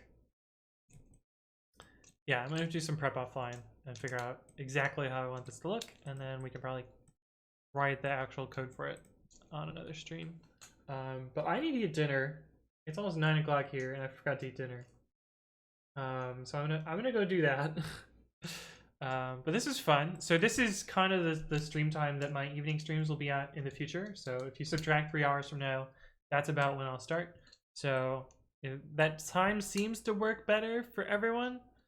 So I'm excited to continue working or continue streaming at that time. So that should be nice. Oh, DDoS has linked the GPU. So we can see what absurdity is going on here. Oh my. Where's the ports? 4 display port, 2 HDMI. Oh, I see. That's how you hook everything up. Nice, nice. But yeah, I'm East Coast time now, Dodo. But let me do my little spiel, and then we'll go find someone to rate. My name is Anthony. You can check out my previous content at youtube.com/AnthonyWritesCode, where I upload previous streams and educational content. I need to record more. I haven't done that in a while. Hopefully I'll set up more of these best guns, and then I will be able to record without worrying so much about my obnoxious echo in the background, because yeah, I don't really want to record content while I have an echo. But yeah, check out my YouTube content. I normally stream on Monday evenings and Saturday at noon, and that is Eastern time. I announce my streams in 2 places. One of those is twitter.com/codewithanthony, where I'll basically say what I'm going to work on, and we did actually work on that today. I also announce on the Discord, which you're free to join. Cool place to hang out. There's a beginners channel if you want to ask questions, or a bunch of other channels if you want to just hang out and chat. But yeah, it's a cool place to hang out with us. But anyway, thank you all for stopping by, and let's go find someone to raid.